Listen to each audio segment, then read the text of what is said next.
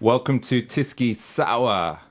As you'll be aware, Britain is in the midst of a political crisis. The withdrawal announcement announced last week by Theresa May invited scorn from within her own cabinet, from her Brexiteer backbenchers, and crucially from the DUP. The consequence of this is that this passing in Parliament is in doubt, to say the very least, which means, to borrow a phrase from the opposition front bench, all options are now on the table. One of those options, a so-called people's vote, will be the focus of our discussion tonight. So to debate whether a second referendum is a good idea, whether it will happen, and if it does, how the left should campaign. I'm delighted to be joined by Mike Galsworthy, founder of Scientists for EU, the NHS Against Brexit. And NHS Against Brexit. And NHS. Yeah, You got, I run how many campaigns. groups have you got? Just two. That's all I can manage. Yeah. I wanted to do another one along the lines of tech, but that was just too much to manage. I've got my work cut out trying to keep up with the issues in just those two domains. And of course, Aaron Bastani, co-founder of Novara Media. Have you launched any other organisations, or are you just the one? No, not to my knowledge. Not recently. Not in the last couple of years. Hurry up, mate. Okay. I've got a book out Yeah, you got a book out. next June. Okay, to set us off, I want an update on the state of play. Obviously, we're going to debate in a little bit about what the left should be campaigning for. But first of all, what is in Theresa May's deal? I'm going to start with you, Aaron. What's in the deal? Yeah, what's in the deal? It depends who you talk to, doesn't it? You know, obviously anybody who's not legally qualified who gives some kind of opinion on it. That's, well, you're not a lawyer. How would you know? It's very arcane language. Jeremy Corbyn didn't read every word, did he? How ridiculous. From what I can see and the things that interest me, it is actually quite a soft Brexit.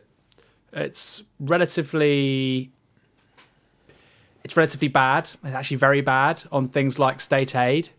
It's very bad, I think, on environmental and labour standards. It could be worse, but it's pretty bad. And it's not going to please either the hard right Brexiteers or those on the radical left, not just the Corbynistas, but actually people who are pro-EU would like to remain and articulate that point of view because they view it as an anchor of progressive values. I think also they would look at the document and say, well, hold on, we're not getting what we want either. So it's a fudge, it's a compromise, but it's not one in the sense that it will please everybody, it will please nobody. Mike, your assessment on May's deal. I think. Have you read it all first? I've all not read it 530 pages? No. I've skimmed bits. I've listened to the commentary, but we also knew what was coming up, which is basically they haven't come to a decision of where we're going on this, so the country is just being put in quarantine within Europe, which is basically keep everything going as usual while we make our decision, but we don't have a voice in any of this. We just have this period sort of in quarantine, in powerless quarantine, whereby we are going to try and come up with what we think is going to be the end agreement in terms of our relationship. So I would agree that it's soft Brexit, but it's soft Brexit for a while with a stated intention that it's going to transition to hard Brexit, but that's via non-binding understandings. And Theresa May is trying to play the game with the soft Brexiteers, largely within her party or maybe within Labour as well, that you can bend this and mould this to largely what you want that keeps us close, while also promising the hard Brexiteers, yeah, but this is our way out, and then you can develop it at later stages to come out of the single market and come out of the customs union. So it's 1.5 more years of fudge and pretty much open civil war within the Conservative Party. So to try and clarify, and you can disagree with me if I've got it wrong. So one thing that's confusing is this is not the deal for our future relationship with the EU. What May has presented as a withdrawal agreement. It only really had to solve 3 issues. One was the divorce bill, which will be £40 billion, unless we extend the transition period. One was the rights of EU and UK citizens, which are now guaranteed for people who are, well, in the country they're already living in. And the Irish border, which was the controversial part. So we've agreed that there will be a backstop so that unless a future free trade agreement maintains a soft border on the island of Ireland, the whole of the UK will stay in the customs union and Northern Ireland will basically stay in something like the single market. Yeah. And that's pissed off the hard Brexiteers because it means we're still in the customs union, so we can't make our own free trade deals. It's pissed off the DUP because they don't want a different deal for Northern Ireland to the rest of the UK. And it's not satisfactory to Remainers because we will lose many of the benefits of the single market if we do indeed leave it. But if you want to know more about the deal, you can also check out last Friday's Novara media episode where they talked about it at length. But Mike, go on. You had something to add to it. Yeah, I think there's an interesting point here that basically more time is needed for negotiations. So what would be logical to do would be to have an extension of Article 50, which could be negotiated. And that would mean that for all of this extra negotiation time, we would actually remain in the EU with all of the voting rights about everything that comes along, with the MPs, with the Commissioner, and fully empowered to do what we wanted. But this extension essentially got replaced by a transition for the sake of just getting us out. Theresa May just wants to get it over the line, and even if it disempowers the country for 1.5 years at least, her mission is to get us out of there. And then I think she thinks that then she's done her job, and the hard Brexiteers and the softer Brexiteers can fight over what kind of Brexit they want. But I think this whole disempowering of the country by going with a transition rather than an extension was out of pure fear that if it was an extension, then it could at some point be cancelled, that there would be cries of betrayal and this kind of stuff. So she thought that it was a smart move to actually pull us out before we even knew what we wanted or had negotiated anything reasonable. The reason we're coming out of the EU in March next year is because that's 2 years after Article 50 was triggered. Yeah. So given the fact that the way you've explained it, the transition agreement sounds great for the EU. We have to follow all the rules. They get to make the rules. Yeah. Why would they have agreed to an extension of the extension of Article 50? They won't now, but they would have previously if we had seemed reasonable and logical. But as soon as we started talking about no deal and prepping no deal, then they got quite alarmed by that, which is why this planned transition is something that they then got more comfortable with, because it basically means, okay, we can get on with our own business, and at least for 1.5 years, the UK isn't going to be pulling the plug on our budget and causing us a whole load of problems. They're not going to be undercutting us already. They're not going to be diving off to Trump already. It gives us more time in order to have the UK largely within our framework, with time for everything to calm down, without them going loopy on us quickly. So for the EU, this deal is actually really good because it removes the menace that we could be. And they fully recognise the neoliberal menace that is being cooked up in the right wing of the Conservative Party. And that's one of the things that they, I'm sure, are most anxious about. Aaron, can this pass in Parliament? Well, their bet is, we talked about this on the show on Friday, as you've mentioned. They think 3 variables would effectively pass this through Parliament, if not the first time, then the second time. The first is the disciplining of the markets, the pound falling, basically a strike by investment into Britain, or at least claims of an investment strike, which the sort of advance warning of that would be issues around the pound. The second is the fact that nobody wants Jeremy Corbyn to be PM amongst the ruling class generally. That's not just the Conservatives. That's people who nominally were liberal or progressive in the CBI or elsewhere in British civil society. They generally don't want Jeremy Corbyn as Prime Minister, particularly now. The third one is that there's not really an heir apparent to Theresa May within the Conservative Party. Even the people that have designs on being the next Prime Minister don't really want to pick the baby up right now. They certainly don't want to do it for the next year. So those are 3 factors. They're quite strong factors. If you look at them analytically, you'd say there is actually a good chance, as bad as the deal is, particularly the first one, that it will go through. And I think under normal conditions, it would have gone through, but for the first 1 and 2. So normally, I think it would have gone through under Labour votes with the disciplining of the markets, even though you did have these sort of truculent, hard Brexiteers, you would have had 40, 50, 60, 70, 80, 90, 100, maybe more than half of the Labour Party voting with the deal in the national interest. I think you would have had that say with Gordon Brown or a Tony Blair. You would have had the kind of... It's difficult for us to imagine. You'd have had the kind of bipartisan agreement we had, for instance, with the banking bailout. Where was the dissent then from... I'm confused. Why won't we have it this time? What's your explanation? Because Jeremy Corbyn's whip is quite strong. We may have 20 or 30 people do that, but generally speaking, the Labour leadership is saying, we don't want this to happen. You have to vote this deal down. Now, this may go to a second round. I think Theresa May is betting right now is that even if the vote fails on the first attempt, we'll have a month or two of absolute, nightmarish, dystopian kind of stuff going on, all kinds of warnings, daily prognostications from the great and the good. And I think she thinks at least that will discipline Labour MPs. Perfectly possible. But like I say, in the absence of Corbyn, that first one wouldn't even, I think, Labour MPs 60, 70, 80 would have voted with it. And then secondly, there obviously wouldn't have been the fear of a Jeremy Corbyn government. So you would have had Tories voting the deal through. You're looking curiously. The threat of a Jeremy Corbyn government makes it more likely that Tories will vote with May, no? Not less likely. No, I'm saying they'll vote the thing through because of the threat of a Jeremy Corbyn government. Right, I see. Right? Because they don't want Labour in power. So I think those first two variables would have looked very different with somebody else leading the opposition benches. So if someone else was leading the opposition benches, there would have been more Labour MPs willing to vote through the deal in the national interest. I absolutely believe But that, at the same time, there'd be more Tories willing to vote against it because they weren't so terrified of a socialist government. Precisely. Well put, Michael. Mike, what do you think? Can this deal pass? I think it's very unlikely to pass, and I totally agree with Aaron there that maybe the surprising factor is that Labour MPs are not coming on board. And I think that when, for example, Caroline Flint said that it was going to be her and maybe about 40 others that would be likely to vote the deal through for the national interest, for guarding against a no-deal Brexit, and then that seeded nothing. No one else came out to back her on that. And Kate Hoey said that she would vote against the deal.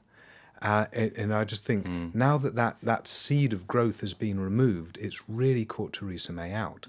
And I think her gamble was that if you had the withdrawal agreement and then the into rather a soft territory for the transition, which was extendable, then that sort of promise of potentially staying in the customs union and building on it and having a lot shared with the single market would be enough for her to jettison some of our hard Brexiteers and buffer it with the Labour support.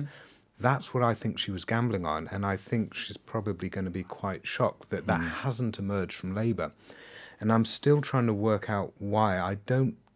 I'm not sure if it's just down to the Corbyn whip. I think also there's this sense from some of the previous votes that now is not the time for Labour MPs to betray Labour and go with what everyone is calling a bad deal. They don't want to stick their necks out with their constituents. They don't maybe think that their constituents are going to back it. They haven't seen that group seed at all. And so I'm not sure if it's going to emerge now, and it puts us in a really interesting place because my heart feels nervous about this because I think that no deal is absolutely a terrifying scenario, less economically, more politically. Why? Well, let's think.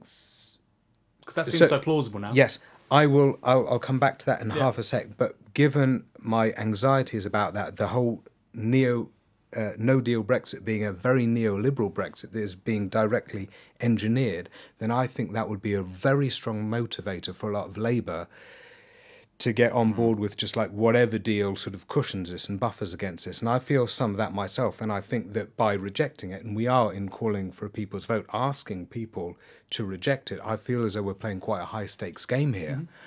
So that does make me feel nervous. But I'll now go into why I think no deal is absolutely what we don't want, the worst scenario. I think it is being deliberately engineered by those neoliberal Brexiteers who essentially want the full deregulation, want the swift trade deal with Donald Trump, and realise that their best way to get it is through a conflict situation with the EU. And even if that causes economic turmoil, when people are being hurt, their natural instinct is to get angry and to lash out. So if you think about what would happen in a no-deal scenario, first of all, you've got us reneging on the divorce bill. And so then you've got this legal dispute between the EU and the UK. And then the public will probably rally to our side and say that it's punishment when they see all the problems happening in terms of the pound collapsing, the knock-on with jobs, the knock-on with accessing medicines and accessing the right foods. So then you've got this cooked-up aggressive scenario. So then what do you do? Sajid Javid has already planned in a no-deal scenario. You'd have to call in the emergency powers so that we, get back in control. Slashing environmental standards, slashing certain work protections. He's already written this. He has already planned this. So that's sort of phase one. And then who would come riding to our rescue? Well, Donald Trump wants to do a quick deal with us. There's already the Initiative for Free Trade, Economists for Free Trade, IEA, Heritage Foundation, all working together in prepping this deal already. So then Donald Trump can ride in to help us out. So I once saw someone do a video on kind of like the 4 steps to fascism. And the first one was you need a national fairy tale, a really emotive national fairy tale. And I think that our fairy tale that we're building on is less the British Empire and more World War II, where we had our backs to the wall and our parents and grandparents' generation saw their parents and grandparents sort of fighting this thing, and the division was the channel, and they were digging spuds into the ground and stockpiling foods, and then the Americans came running to the rescue. And I think that there are some that almost fetishize that kind of relationship with Europe and getting Donald Trump in. And then if Trump comes in with his deal, we know the terms of that. It doubles down on all this slashing standards. The big American healthcare companies, both insurance and provision, have been chomping at the bit to get out of their saturated market and into our market. For their agri-foods and for their chemicals companies, they also want to do away with the EU regulations and bring in their own style of regulations. We then become a beachhead into Europe.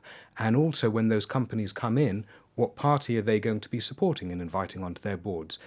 It's going to be the Conservative Party. And also with all of their think tanks moderating the debates in our country, more funding for the IEA, the Adam Smith Institute and all of those, you can see how all of that rolls very, very quickly and aggressively in a no-deal scenario. And that is my summary of why this situation absolutely is in the interest of the likes of Jacob Rees-Mogg, of Crispin Odey, of John Redwood and the others to get this aggressive World War II badged scenario going, because they've already got David Davis and Owen Paterson with the IEA going off to America to talk to their right-wing think tanks about how you can swiftly engineer this kind of situation. That is my overwhelming concern. So I think it's undeniable there is a group of right-wingers who are desperate for a no-deal Brexit because they want to slash rules and regulations and have us as a... You nearly said breakfast. Did I nearly say breakfast? It sounded like it. Shit. You're not supposed to bring that up. Okay, Are we wearing the same shirt? Oh, we probably are wearing the same shirt, Anyway. yeah. You don't have to iron these shirts. It's not a special Novara Media branded shirt, is it? No. You could be handing them out. I'm waiting for mine. It's from a famous high street Japanese clothes store. Mike, back to the issue at hand. Yes. How would we get to that no-deal scenario? So someone who's come on this show many times, Tom Kibasi, who's director of the IPPR, he's been pushing a line that the threat of no deal is purely a negotiating tactic on behalf of Theresa May to threaten MPs into backing her bad deal. Yeah. So he's saying Remainers, when they talk up the disaster that no deal would imply, they are playing into her hands and they're pressuring MPs to vote for a bad deal instead of this awful Mad Max no deal scenario. So I suppose 2 ways of putting the question. Do you think this idea that no deal is a hoax is reasonable? And if not, what would be the mechanism where we get from here to Britain leaving the EU with no deal on the 29th of March? Okay, is it a hoax? No. Is it the stick that Theresa May is trying to use in order to beat MPs into supporting a deal? Yes. So there's this weird relationship going on here, which was for a long time Theresa May was trying to stop no deal planning. So even though she was saying no deal is better than a bad deal, she was actually trying to hold back the planning because I think she probably didn't want to give succor to the hardcore no deal Brexiteers that were hardcore no deal Brexiteers from the start. So I think there is truth that they are trying to drive it and that she is trying to stop it, but also trying to use it in order to get her deal. And that's why we're in the messed up situation that we are. How would it actually come about? Well, if her deal is voted, there's a lot of the parliamentary games in terms of the actual bills and coming through Parliament and what amendments you can add on. But if you can imagine a situation in which her deal is voted down, then there's all this chat around, well, maybe it can be taken back, maybe it can be amended, and then the clock is running out, and then there's an attempt at trying to get a general election going in order to refresh democracy that way and put out different options, but then that doesn't get through, and then no one has tacked on a people's vote amendment to anything so far, and so we're coming up to the line and the government is refusing to take any instruction from Parliament because legally it doesn't have to, it just has to listen to the advice. And then Theresa May and Brexit crowd are announcing, but it's okay now, we're coming out on this date and now we are fully prepared, now we have put all the buffering in place, don't worry, then we just slip into that. Aaron? So yeah, a few things. Firstly, the Tory right has proved incapable even of amassing so far 48 letters to run a leadership contest within the Conservative Party, a vote of no confidence in Theresa May. They've proved incapable of doing that. So I don't deny there clearly is something of the infrastructure you're talking about, the think tanks, the relationships with the United States, clearly the political ideology, disposition towards some of the policies you've talked about. Don't deny that at all. But I do think it is perhaps to overestimate how clever and how organised some of these people are in this country. I absolutely agree. In the United States, they are, they would spot a huge opportunity. They'd be very well equipped to take it very quickly. And we're already seeing some of that money percolate into Britain with, for instance, Tommy Robinson and his social media operation. So there's that. I don't think we should overestimate those 48, or perhaps not even 48, Tory MPs. But then secondly, we've talked about this repeatedly. What is no deal? Because no deal would mean that the European aviation industry has no insurance. No deal would mean that Europe's banks wouldn't have access to London's capital markets. No deal would mean that the world's second largest manufacturer of jet engines can no longer export them to manufacturers in continental Europe. So clearly there will be some kind of a deal around, for instance, city passporting rights, around insurance for certain strategic sectors. The question is what and to whose benefits. Now, I would almost certainly assume it would be to finance capitalists, obviously. So I think we need to be a bit clearer when we say no deal, because Jacob Rees-Mogg doesn't want literally no deal.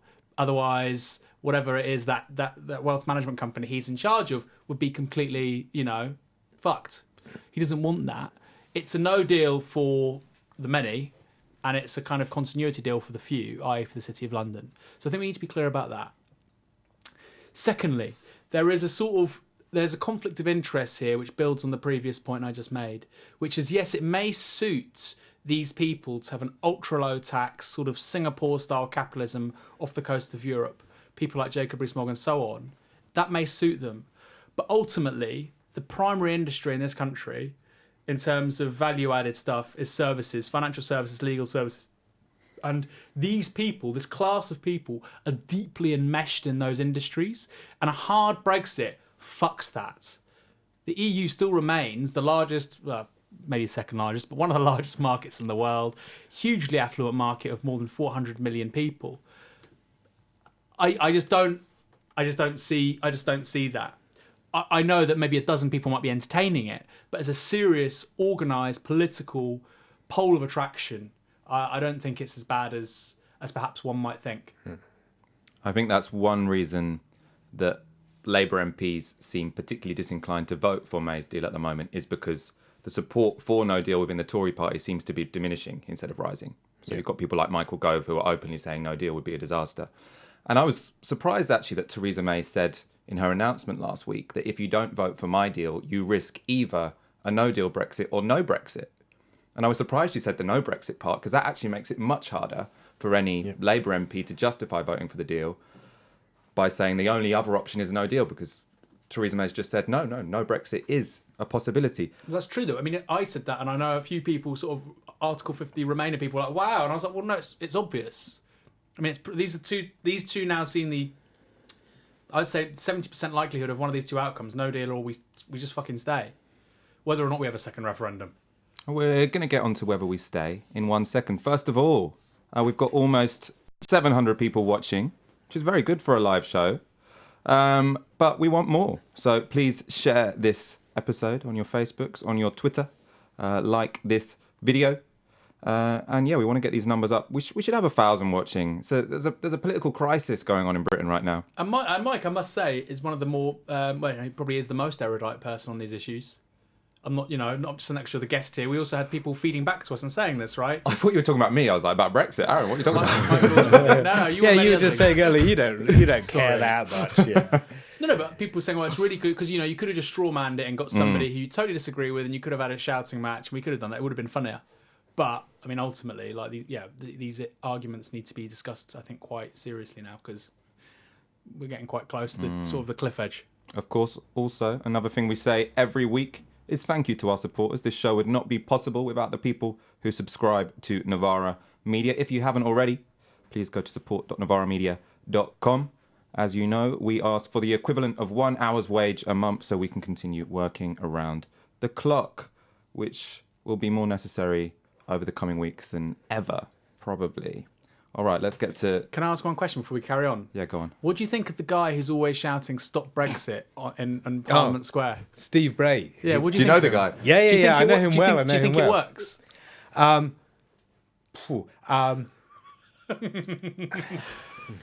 Right. I mean, in terms of like intellectual force, I mean, obviously that doesn't contribute a lot per se, and there's a lot of people who could just paint that into crazy box, but he has actually had a lot of people come up to him from the Parliament and from the Lords and say keep going, because that constant presence there reminds them and reminds a lot of people going in that there is, and has been that strand of Remainers just plugging away and determined. And also when he pops up behind, as he was doing on Friday, the Sky News, the BBC, anyone who wanted to be out there with the placards, is it worth it? What about our NHS? Give us a final say. What about the people's voice, right? Then it's just there. It's just there as a reminder. The shouting, I mean... Well, that's why it's there, because you're watching Sky News. You're watching Theresa May's historic announcement outside Downing Street, and you can hear the guy shouting, "Stop Brexit." But it's always the same guy, right? Is it always the same guy? It's usually Stephen, but then he's got a gang of friends who sometimes public speaker? No, but he's certainly developed it. And also he's gone down several notches on his belt over the last year. Yeah, he showed me. He's gone, he's got inches off from just like standing around. He's there every day that Parliament sits, whether it's sunshine, snow, rain. There are pictures of him covered in snow as well. We should test He this. is hardcore. Stop Brexit diet versus the bulletproof diet with Tom Watson. Which is better? So anyway, it's Marmite, isn't it? So some people are going to think that it just looks plain crazy, but for those within the Remain community, just knowing that he's always there and is always shouting it out, and when the cameras are going, that he's always there as well, it makes them chuckle. It keeps the resolve strong. I don't think it's a net negative. I'm just curious. Yeah. Is he the same guy that gets in the camera on a Sky News interview? Yes. That's just he's what the was same coming up one. there. Yeah. That's very funny. I just find the tone of voice goes, "Stop!" It's like somebody's always like in my head. I just imagine somebody like dragging him away, like arms behind him. "Stop Brexit!" Anyway. Right, we're on the scenario where the deal has been voted down in Parliament. One option is we roll on to a no deal on the 29th of March. Other options. One is Theresa May goes away and comes back with a different deal. Seems kind of unlikely. But let's go to the more interesting ones first, which is a general election or a people's vote. Mike, what should be our priority if this deal is voted down? Are we looking for a general election or are we looking for a people's vote? Ooh, okay, excellent. I like this one. I just want to say very quickly first that Aaron was right before in that there won't be no deal. There's just no main course. What would happen if you don't get a main course where all the parts are linked up is you'd have to have immediately a flurry of side deals to lay down the contractual necessities for flights, for cross-border healthcare, for citizens, for science, and for financial passporting, and for various components to continue. Okay, so if we get into a scenario of we have rejected the deal and we're rejecting no deal, and we're running out of time, and the only way we can get more time, according to the EU as well, is a democratic refresh, either in a whole set of new manifestos, in a general election, or a people's vote. Which should we prioritise? Now, it's Labour Party policy to go for a general election first and then people's vote. I actually challenged Keir Starmer on this at conference because I think that we should at least talk about and consider doing it the other way round. Because if you go down those chess routes, and Keir didn't like this, by the way, he was going, no, we have to get the Tories out. That is the priority. We've had 8 years of austerity, and there is no way we're going to go for anything except, going for a general election. That's it. Who else can you do?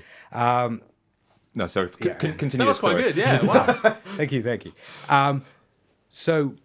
But then my thinking down these routes, if Labour goes for a general election first, and Theresa May grants it, we can go into reasons later of why she might actually do that. Most people think she won't, but let's say she does. What is Labour's manifesto offering? I think it's going to be very hard for them to pivot from where they are to Remain. That's a very unknown quantity. Also, if they were to win on that, then they would have less than 52%. Legitimacy would be questioned as to whether a bundle in a manifesto with a lower amount can override, a binary decision with 52. They'd have lots of problems with that. I think the most likely route would be a la Paul Mason, which would say we're going to negotiate a soft Brexit, essentially within the single market with tweaking some of our own rules, and customs union in which we have some power so that we're working together on those trade deals around the world in order to buffer that, hold up our standards. And then when we've negotiated that, we will offer the population that people's vote on whether you want this new deal that we've negotiated or the one that we've developed over 40 years. And then hoping that structure then pacifies the majority of Remainers in the party, but then also is likely to be satisfying to Labour Brexiteers, who are more likely to be soft Brexiteers, and beyond as a sensible offering. But they would have to run that middle line gauntlet of essentially a soft Brexit against Lib Dems screaming betrayal of Remainers and Brexiteers screaming, this is all a deliberate setup in order to drop Brexit ultimately, or you're going for the kind of Brexit anyway, which neuters all of our power. So they have to tread the middle line that Chequers is now treading now, not very successfully. And then if Labour wins it at the end of the day, then instead of coming out and being able to implement a manifesto which deals with all the national issues that we need to deal with immediately, they are going to then have to be negotiating that with the Tories on the opposition bench, saying, look at all this chaos, this isn't Brexit's fault, you're screwing up Brexit, and also the country's getting hurt by Venezuela-style socialism. Labour's going to have to navigate all of that, try and bundle up the deal before it can then really put any domestic agenda through Parliament. And so however Brexit turns out, Labour are then the responsible ones that actually did it and carry the can for everything that happens thereafter. Whereas, if Labour were to say, right, this issue needs to be sorted, we've just rejected it in Parliament, we've said that you've just wasted 2.5 years of our time. Let's ask the people if they also think that you've just wasted 2.5 years of our time. And if the public do and reject the deal, then Labour is in a sweet position where it can say, listen, we gave you breathing space, you went through your experiment, we thought it was a bad idea, you did it the wrong way, we rejected it, then the public also rejected it and said, you've wasted 2.5 years of our time, you haven't done what you said you could do. Tell you what, now that that's cleared out of the way, here is our manifesto that is a new deal that tackles all of the issues that your Tory Brexit never did. And that's what we're going to do with investment. This is how we're going to rework the immigration structure within the free movement of framework, which we can do. This is how we're going to get more democracy going for all of the local regions, because that's something that you never did, which is connecting all of the voices through from the local to the national to the international. Why haven't you done anything on that front? And then you know, that on top of the Labour manifesto as it was in 2017, which really excited a lot of people, then I think that's maybe just consider it maybe a more attractive bet than diving for the general election.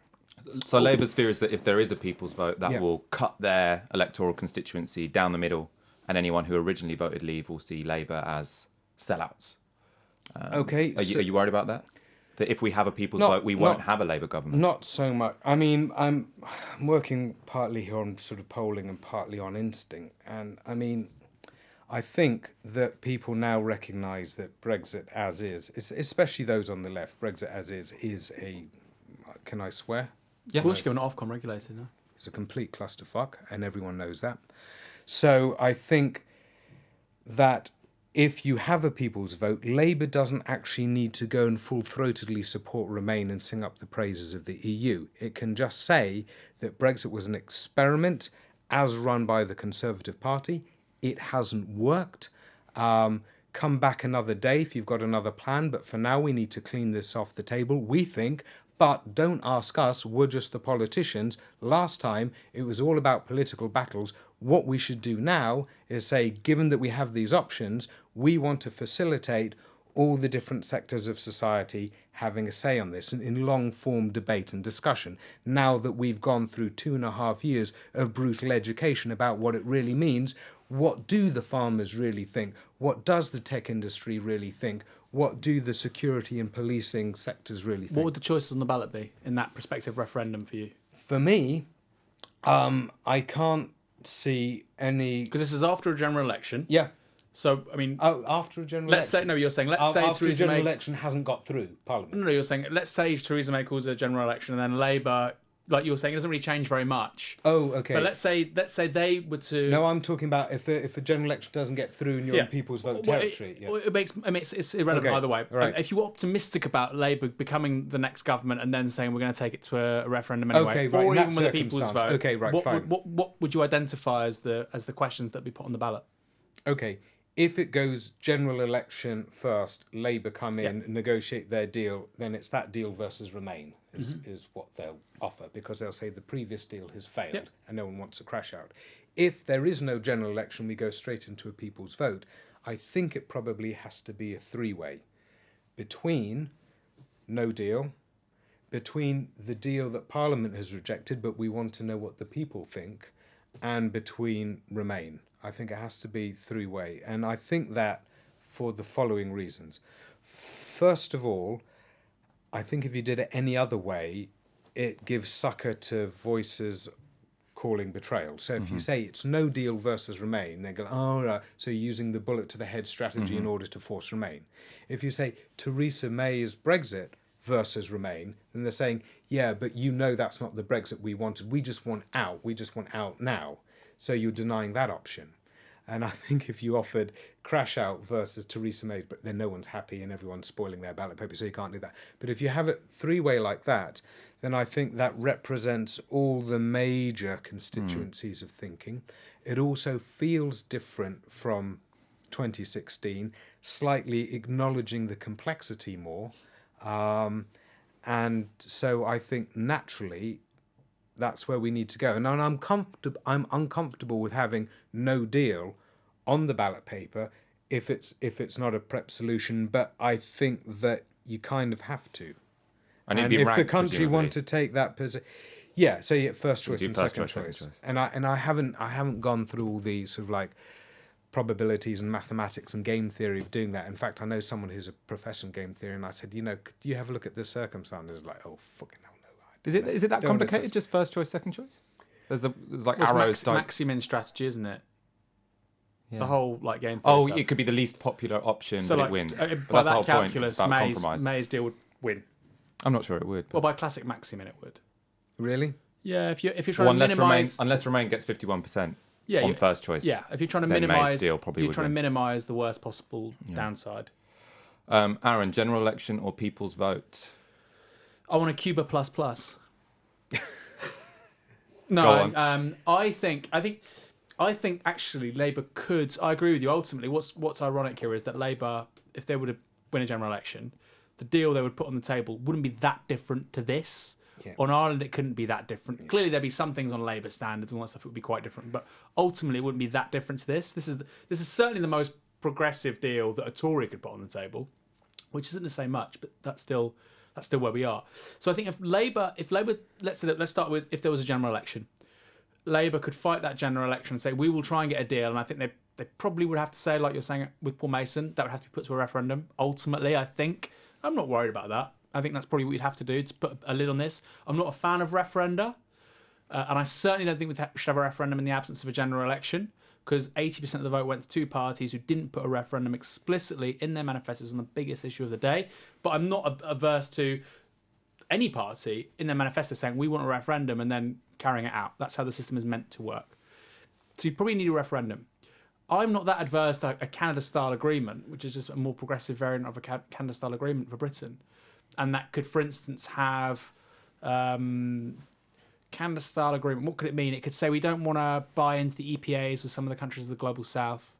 It could mean we want to have, we'll keep elements of freedom of movement. So I'm not that adverse to it. And I don't think the EEA I think the EEA is a bad idea. I think EFTA's probably a better idea than the EEA. But I don't think they're sacred cows. We could probably have quite an extensive trade deal eventually. Not the day we leave, obviously, but 5-10 years' time. So you're ruling out a people's vote on democratic grounds because it hasn't been in any of the major parties' manifestos. In the absence of a general election. And then also I think it's just not... If we're leaving on March 29th, whenever it is, it just doesn't seem plausible. But I don't know what Michel Barnier thinks. Maybe you'd be calling for a general election, Labour government, Labour negotiate a kind of Canada plus type deal and then put that to the public versus Remain. I think a three-way referendum is probably stupid, but I also can't see what other way you can do it. So I think that would have to be up there. The problem with the last referendum is, I've talked about it before, the Quebecois independence referendum from Canada, the question was 150 words. Our referendum was like fucking 12 words. So it would need to be a very detailed, complex... And people, I want a simple question on the ballot. No, I want a very complicated, thorough question on the ballot. So when we arrive at a decision, nobody can worm their way out of it, right? So I suppose three-way might be better. I think whoever that was to do that, whether it was a Tory deal or a Labour deal, I actually think the government's deal would ultimately win. I think. Maybe not now. So the problem with if Labour just want a general election and they've got a majority of 50, and they put a poll to the people, you'd presume that would win. Equally, if the Tories somehow got a majority, they're not going to, obviously. You'd presume whatever they put to the people would win. Given I've just said you shouldn't have a referendum in the absence of a general election, my bet would be that the proposal put on the table by the government of the day would probably carry home. It'd be weird because you'd have the Labour cabinet campaigning for their deal whereas half the cabinet would actually think, to be honest, Remain is better, because it is difficult to... That's an interesting point, yeah. Negotiate. I think Labour could negotiate a better deal than the Tories, but it is kind of difficult to negotiate a better deal than you currently have in the EU.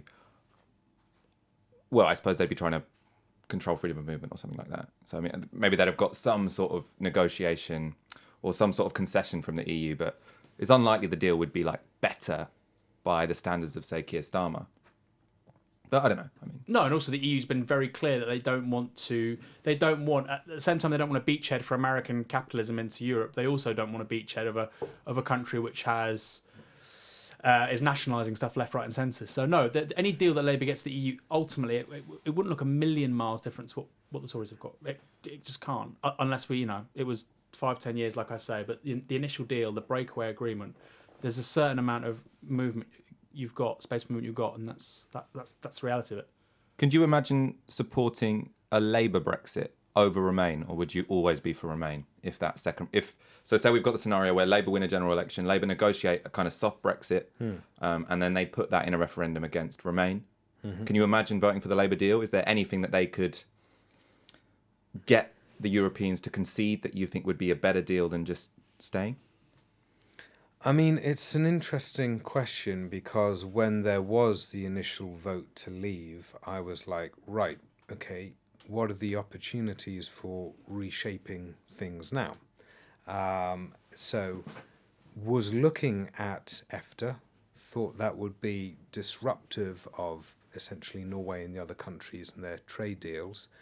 So then there was a sort of school of thought, which is, well, if you were within the single market, the EEA borrowing EFTA courts, but then being like essentially a third pillar within the single market, it might be an interesting three-way balance between EFTA, the EU, and the UK, and coming up with new sort of policy at that joint level about how you want to run your sort of single market going forward.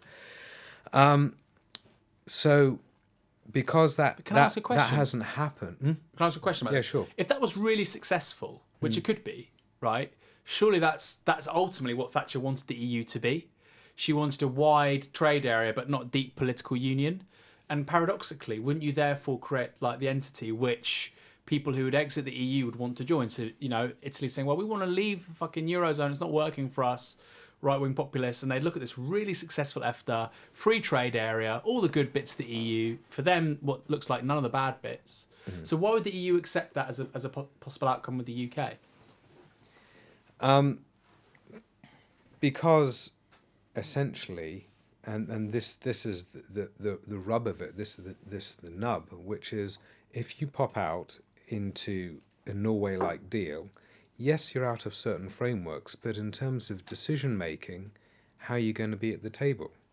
If you want to be at the table, then you should have your commissioner, you should have MEPs, and you should have your government at the council.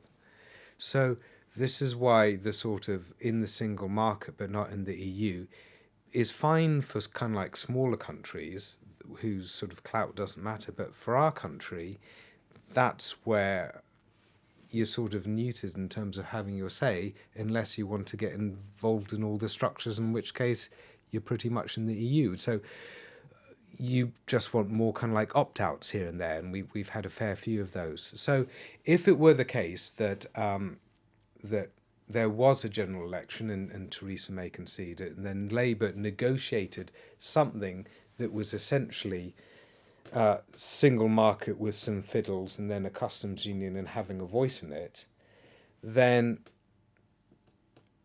that's just EU slightly light, and I would rather remain and have our country fully a part of it, and all of our civil society and business and citizens having a more full-throated voice in how we all work together. Would you like Britain to join the euro?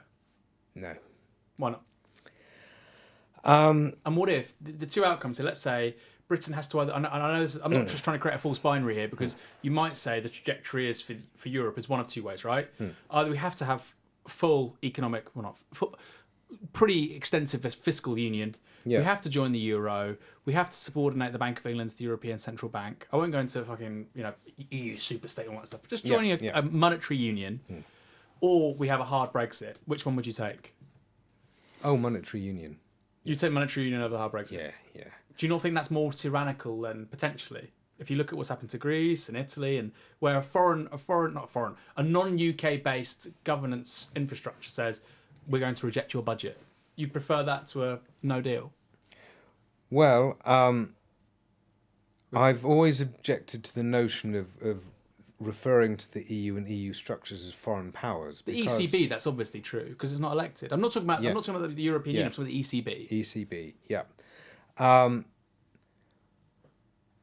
I mean, so for the Greeks, the ECB is a foreign power. That's how it acted during that crisis. But this is all a bit hypothetical. No, the anyway, ECB is a de facto Bundesbank. It just is. It has been since the early 1980s. But we're not going to have to choose between no deal or the euro. Why not? I think ultimately the European Union, and this is what we're seeing with what Macron and Merkel have been talking about in terms of higher grade of military union now that we're leaving.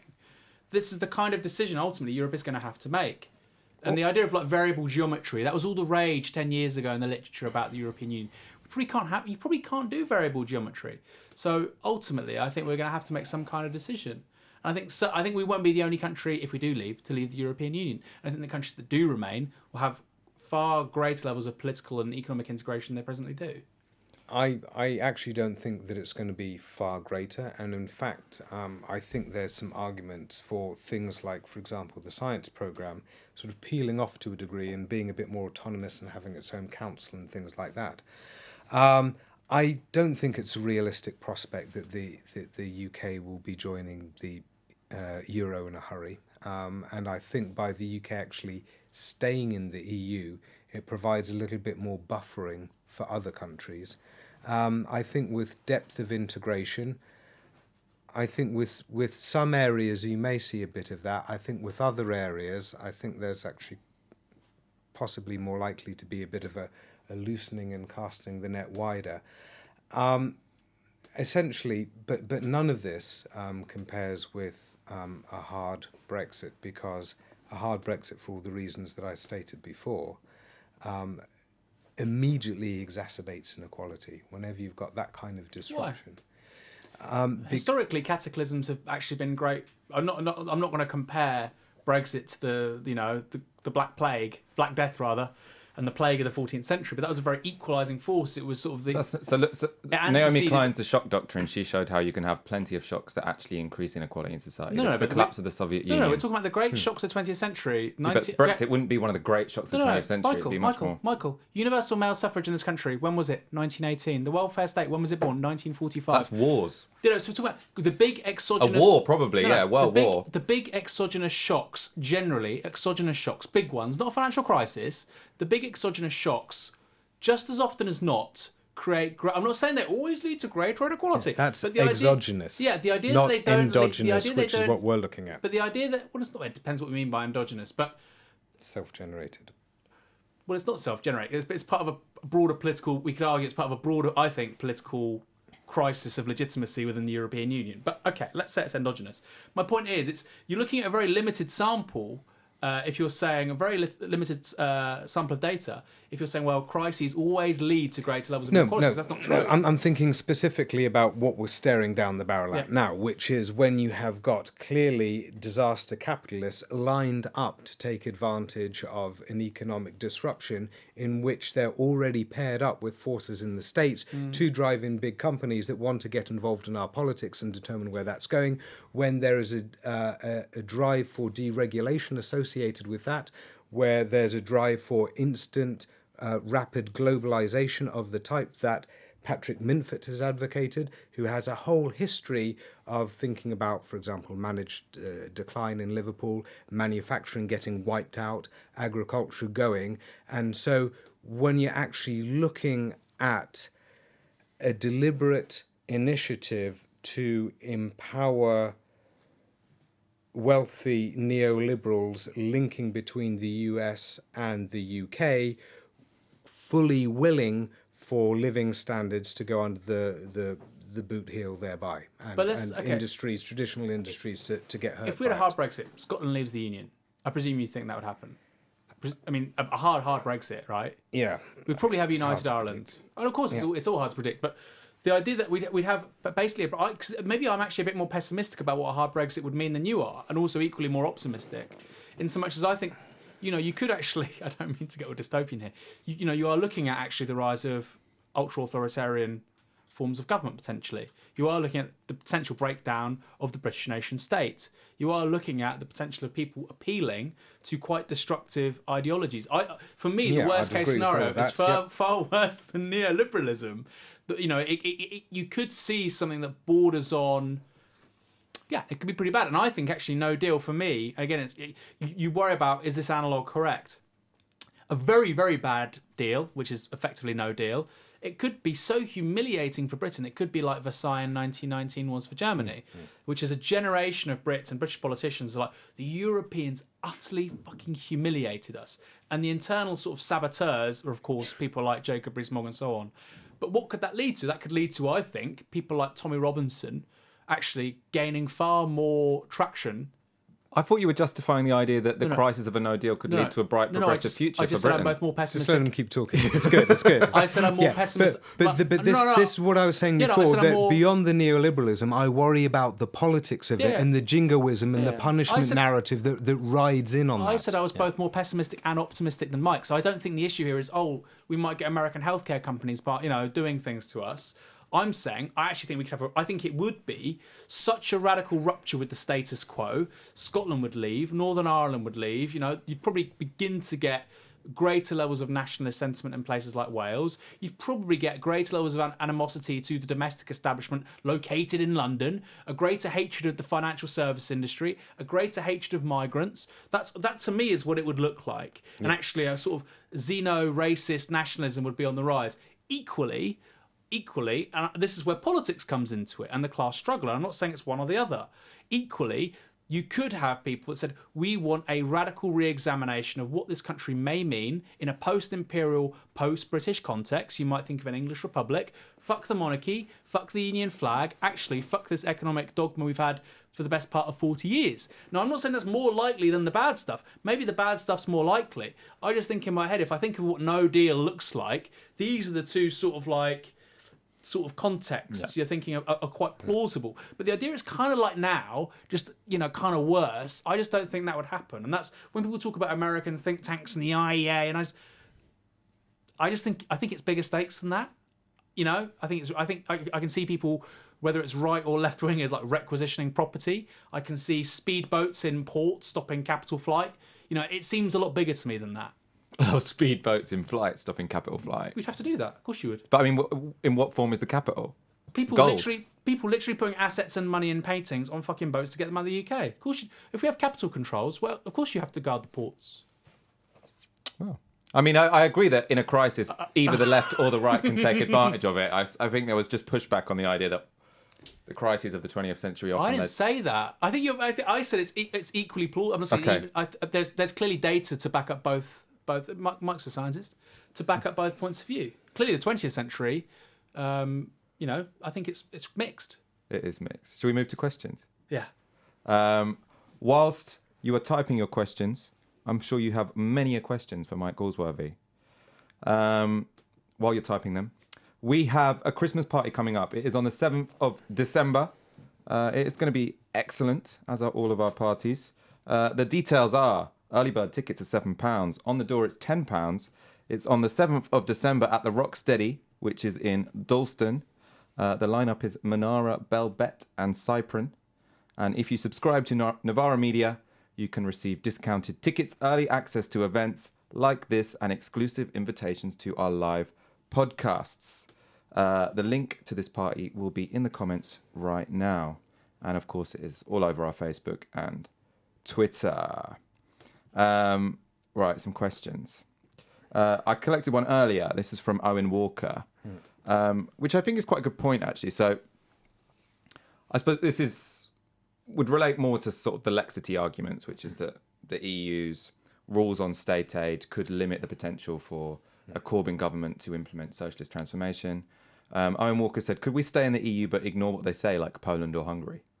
So I think that's a fair point, right? So if the argument against staying in the EU is that they might stop us doing stuff in the future, I mean, loads of people ignore what the EU tell them to do. That's true, yeah. I think we've got a lot of leverage for a lot of stuff that G2017 manifesto would want to put in.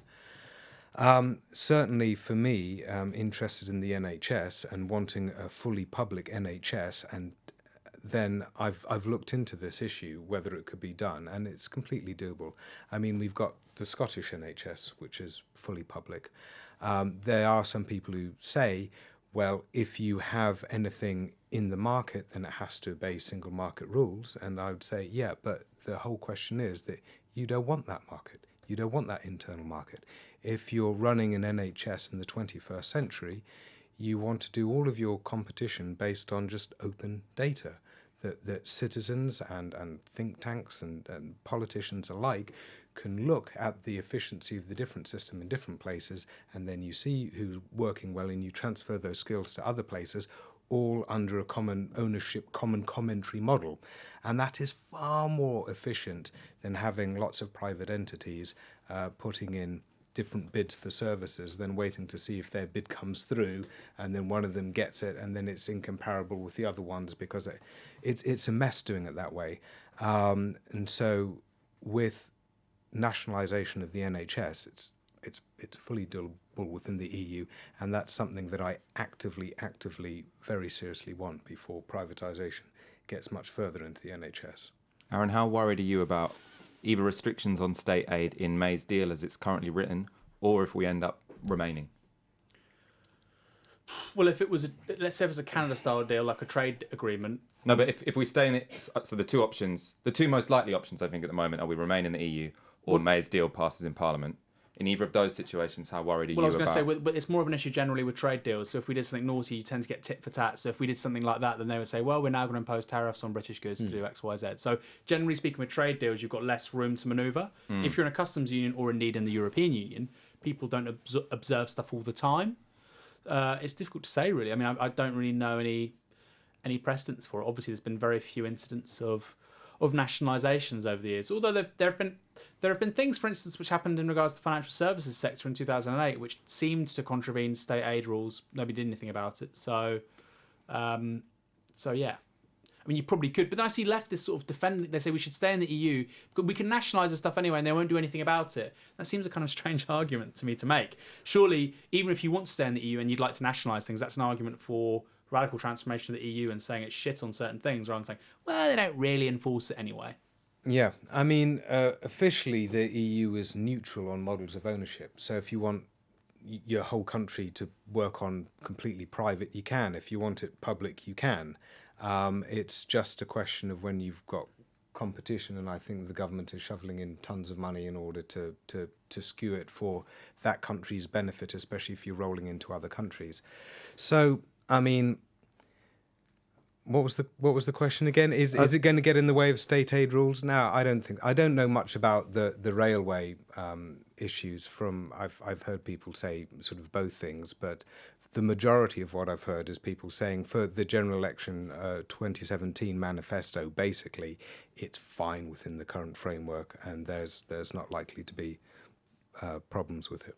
You want to come back? One of the major sort of relationships of power which have structured neoliberal reform in the EU has actually been a very informal one, which is Germany, which has adopted neoliberalism wholesale, has done for the best part of really 15 years since the Schroeder government.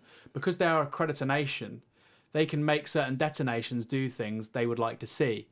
But that is because of an abiding economic logic within what is at present the leading and hegemonic member state of the European Union. So we can talk about things formally, we can talk about things informally. I mean, again, we're not in the Eurozone, and often what I think clouds this debate is people on the left criticise, on the right as well, but more on the left, that's what we care about. People criticise the EU, and really what they mean is the Eurozone. I don't think there's any real defence of the Eurozone on these things. But yeah, the informal power is also very important for these things in terms of what the reforms might look like.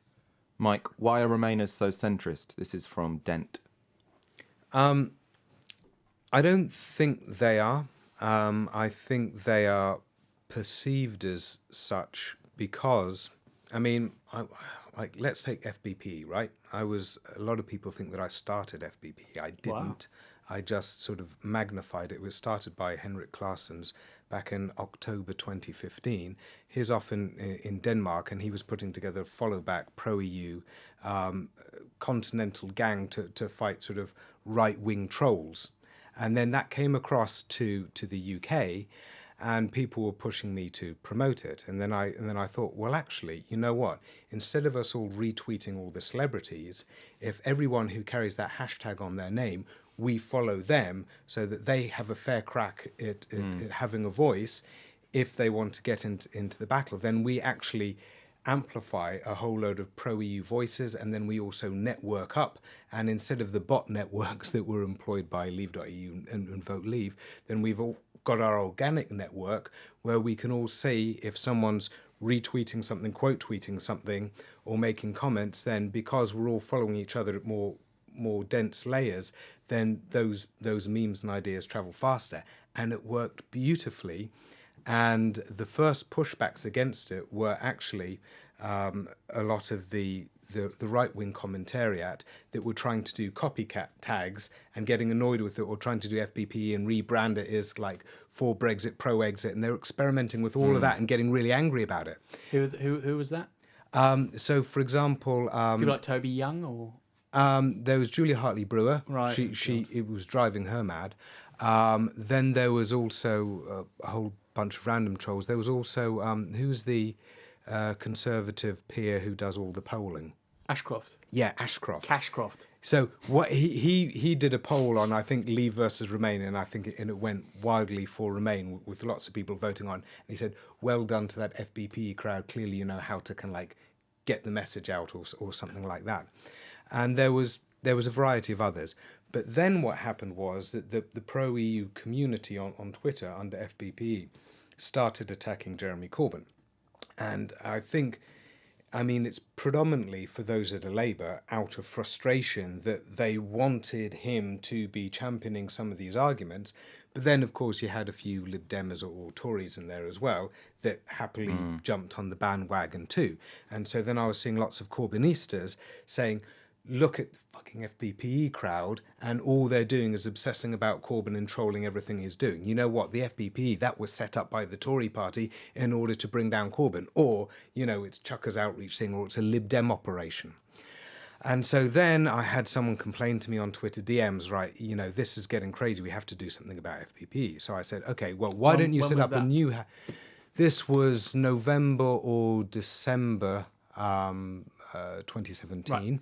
And so that was Mark Winder. And I said, well, why don't you go... I said, we need a new hashtag, PCP, pro-Corbyn, pro-EU. And he went rolling off on that and developed that. And I said, just take this crowd away from FBPE because they don't mix. It's like water and oil. Basically, within the Corbyn base, you have to have just a stronger representation of the pro-EU than the pro-Brexit lot. And that's its own argument. Take it far away. That seemed to work for a while, but then you get some FBPE saying, PCP-EU, that's an oxymoron. It's kind of like, no, these are people that would like, regardless of where you think Corbyn is, these are people who would like to see a Corbyn government on an EU base, right? And that's their right to have that choice, and that's where a lot of the youth are, actually. So then it's been going on like that for a while, and I think more recently it diffused quite a lot. I think a lot of the FBP crowd sort of gave up on Corbyn and realised it's kind of like our own battle to make our own argument within Labour or to the wider public, to our own MPs and in our own street stalls and stuff. And it flared up a bit again when Corbyn said that thing about we can't stop Brexit, so then they all sort of like jumped in again. What did you think about that comment? I didn't like it. It wound me up.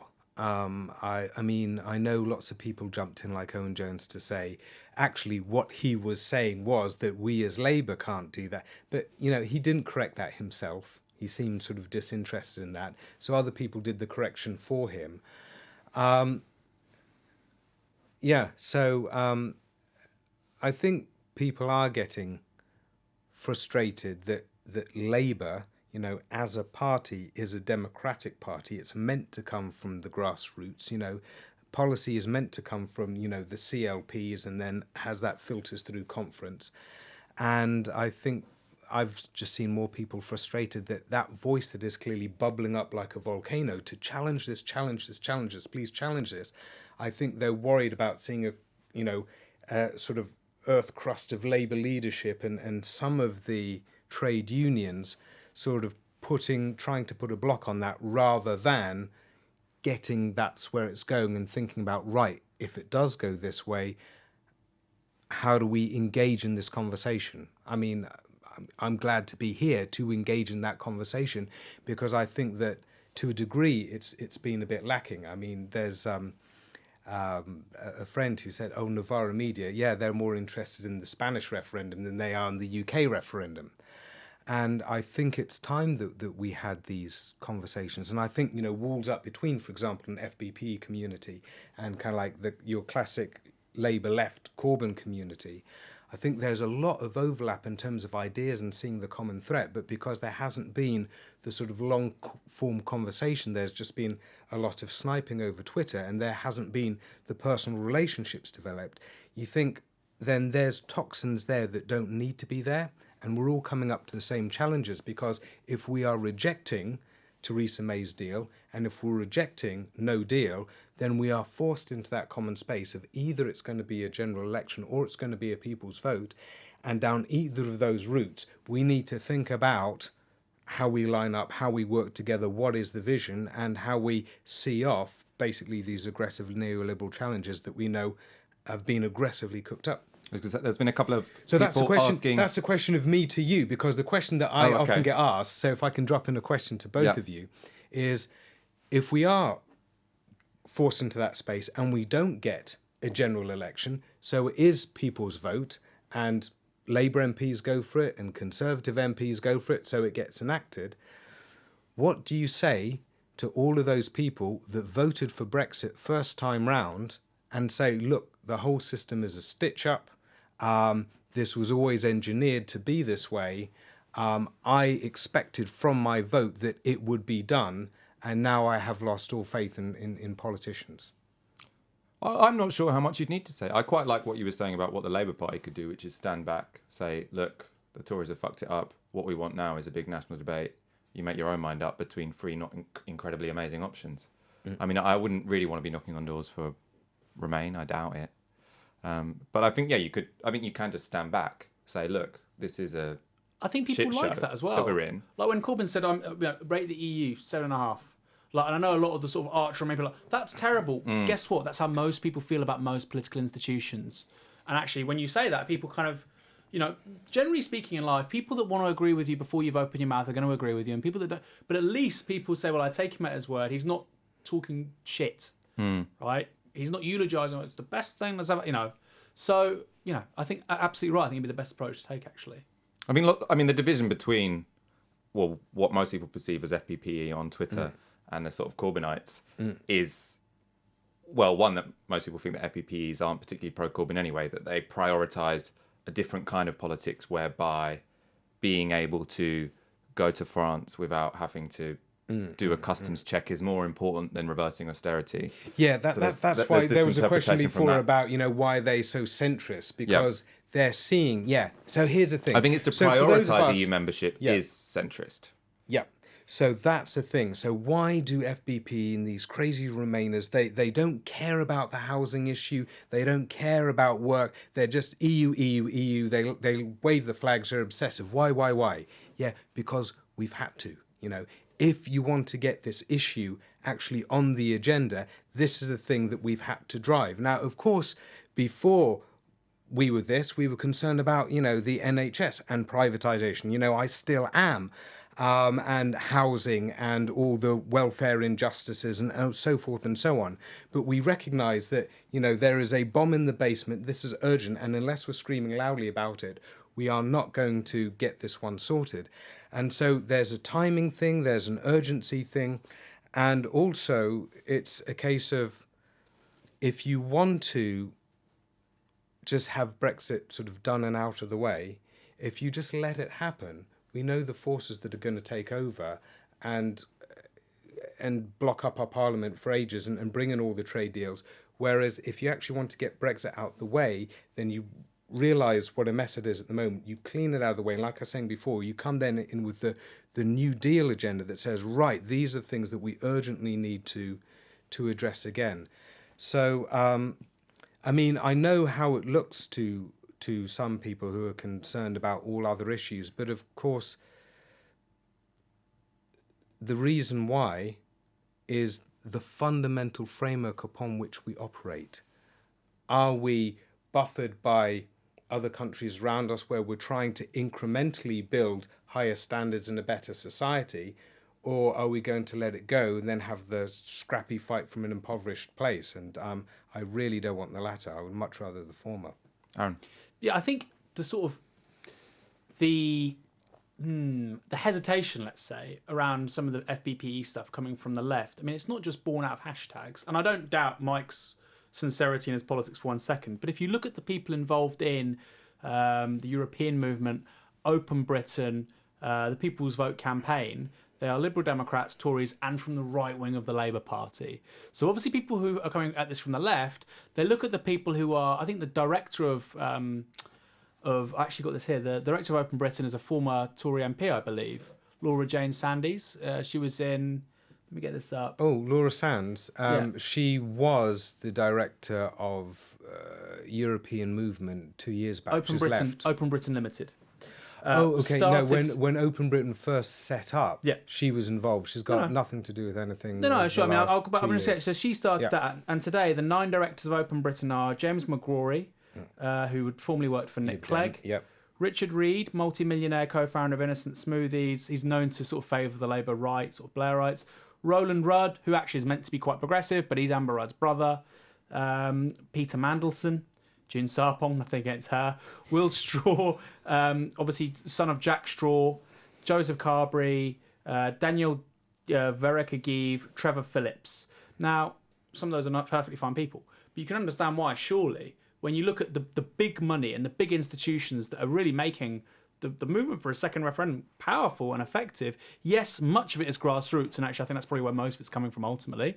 But also there is clearly a very significant role being played by the British establishment, who are just as invested, if not more so, in stopping a Jeremy Corbyn government than stopping Brexit. I mean, that Peter Mandelson was the guy who, co-choreographed the 2016 chicken coup. So, I mean, Peter Mandelson, why do you think he's involved in Open Britain? Do you think it's just to stop leaving the EU? Would he love to see a Jeremy Corbyn government with Britain in the EU? Or would he rather somebody else be Prime Minister and we go into some kind of customs arrangement and stay in the EEA? I would wager Peter Mandelson would want to see the latter. I think he's interested in both, but actually he's not so much of a figure in the whole thing, that much more. So what But these what are happened the directors, right? Yeah, but this is Open Britain. So Open Britain is one of the broader sort of people's vote effort. I mean, you've also got, like, my two campaigns going. You've got Our Future, Our Choice, For Future's Sake, In Facts, European Movement. There's also Labour for a People's Vote, Another Europe is Possible. There's even Conservatives for a People's Vote. So there's a really actually broad spread here. And I think that it's dead important for the Labour end of things, particularly the Labour left, to not say, well, we don't want anything to do with this because look at Open Britain, but rather say, look at where this is all going and who is going to have the solutions, who is going to guide this, who's going to be the intellectual force behind this, beyond just saying, look, it's a bad deal, we should drop it. That's where I think it's important that the Labour left sort of find their voice and come into this more, because I think they have sort of been avoiding it, but I think there's more realisation now that you sort of can't. The walls are coming in. It's not going to be that, it's not going to be that. It's either going to be this or this. In which case, I mean, this is one of the reasons why it's been important for me to kind of like come and reach out to you and chat to you guys, because I want to see the intellectual firepower in this space actually switching on to this urgent issue, which is now, which is if we do go into a people's vote, like I was saying before, and you do have UKIP and trying to flare up again, what are we going to do? Are we prepped for that? What's going to be the counter-arguments? Have we prepared our headspace for this?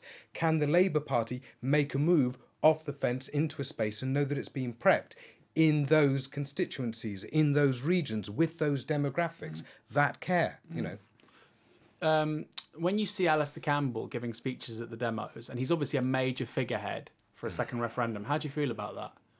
And I know it has to be a broad movement. You're obviously a nice person, and generally in politics you can't sort of disavow people when you're on the same side and you're fighting to the death.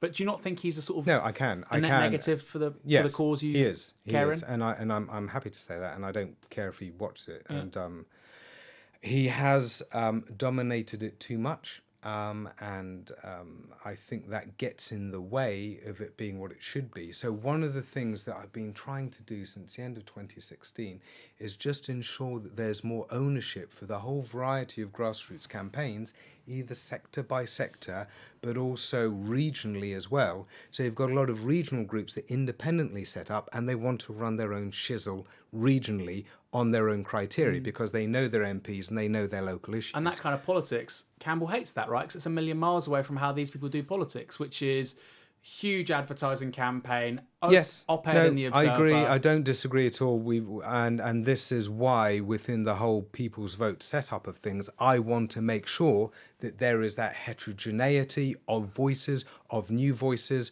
of local ways of doing things. I don't believe in the big budget campaigning here, and I don't believe in the same political figures repeatedly being trotted out on the BBC couches to chat. I think that all needs a big refresh. Yeah, I suppose if you wanted to know where the non-FBP EU left are coming from, I think it's partly one, that there isn't. Well, I gave up fatalism. my FBP hashtag on the end of my name, and I did a video about it, and I got trolled the bejesus out of for that. But I thought it was important to point out that it was being regarded as toxic by some communities that we just need to be speaking with. I mean, one thing I like about you is you do actually seem to follow back. So I was looking at AC Grayling. He's FBPE, follow back pro EU. He only follows 2,000 people. He's clearly not following them all back, whereas you follow 50,000. He's So I crazy. assume when someone has FBPE, you do follow them back. He's crazy. We don't need to get personal. No, but he actually probably is. Some of the stuff he tweets, I'm just like, wow.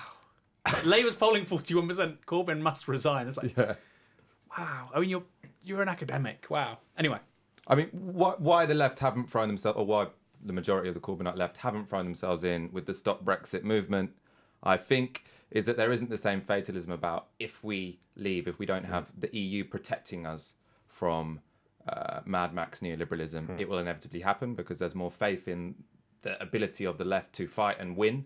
And if there is a radical change in Britain, make it a progressive instead of a negative one. I agree with you that actually we should stay in the customs union. I do think that Britain will be in a weaker position making trade deals with the United States on its own, because even with a socialist Labour government, you're still a small country who has the to democratic accept. checks that we would have in terms of trade deals. Have a look at that. There's Patients for NHS have done a beautiful summary of what Brexit means for the NHS, and one of the things that they've highlighted that we should all look at a lot more is what are the powers of Parliament and the public to moderate anything that our government negotiates in a trade deal.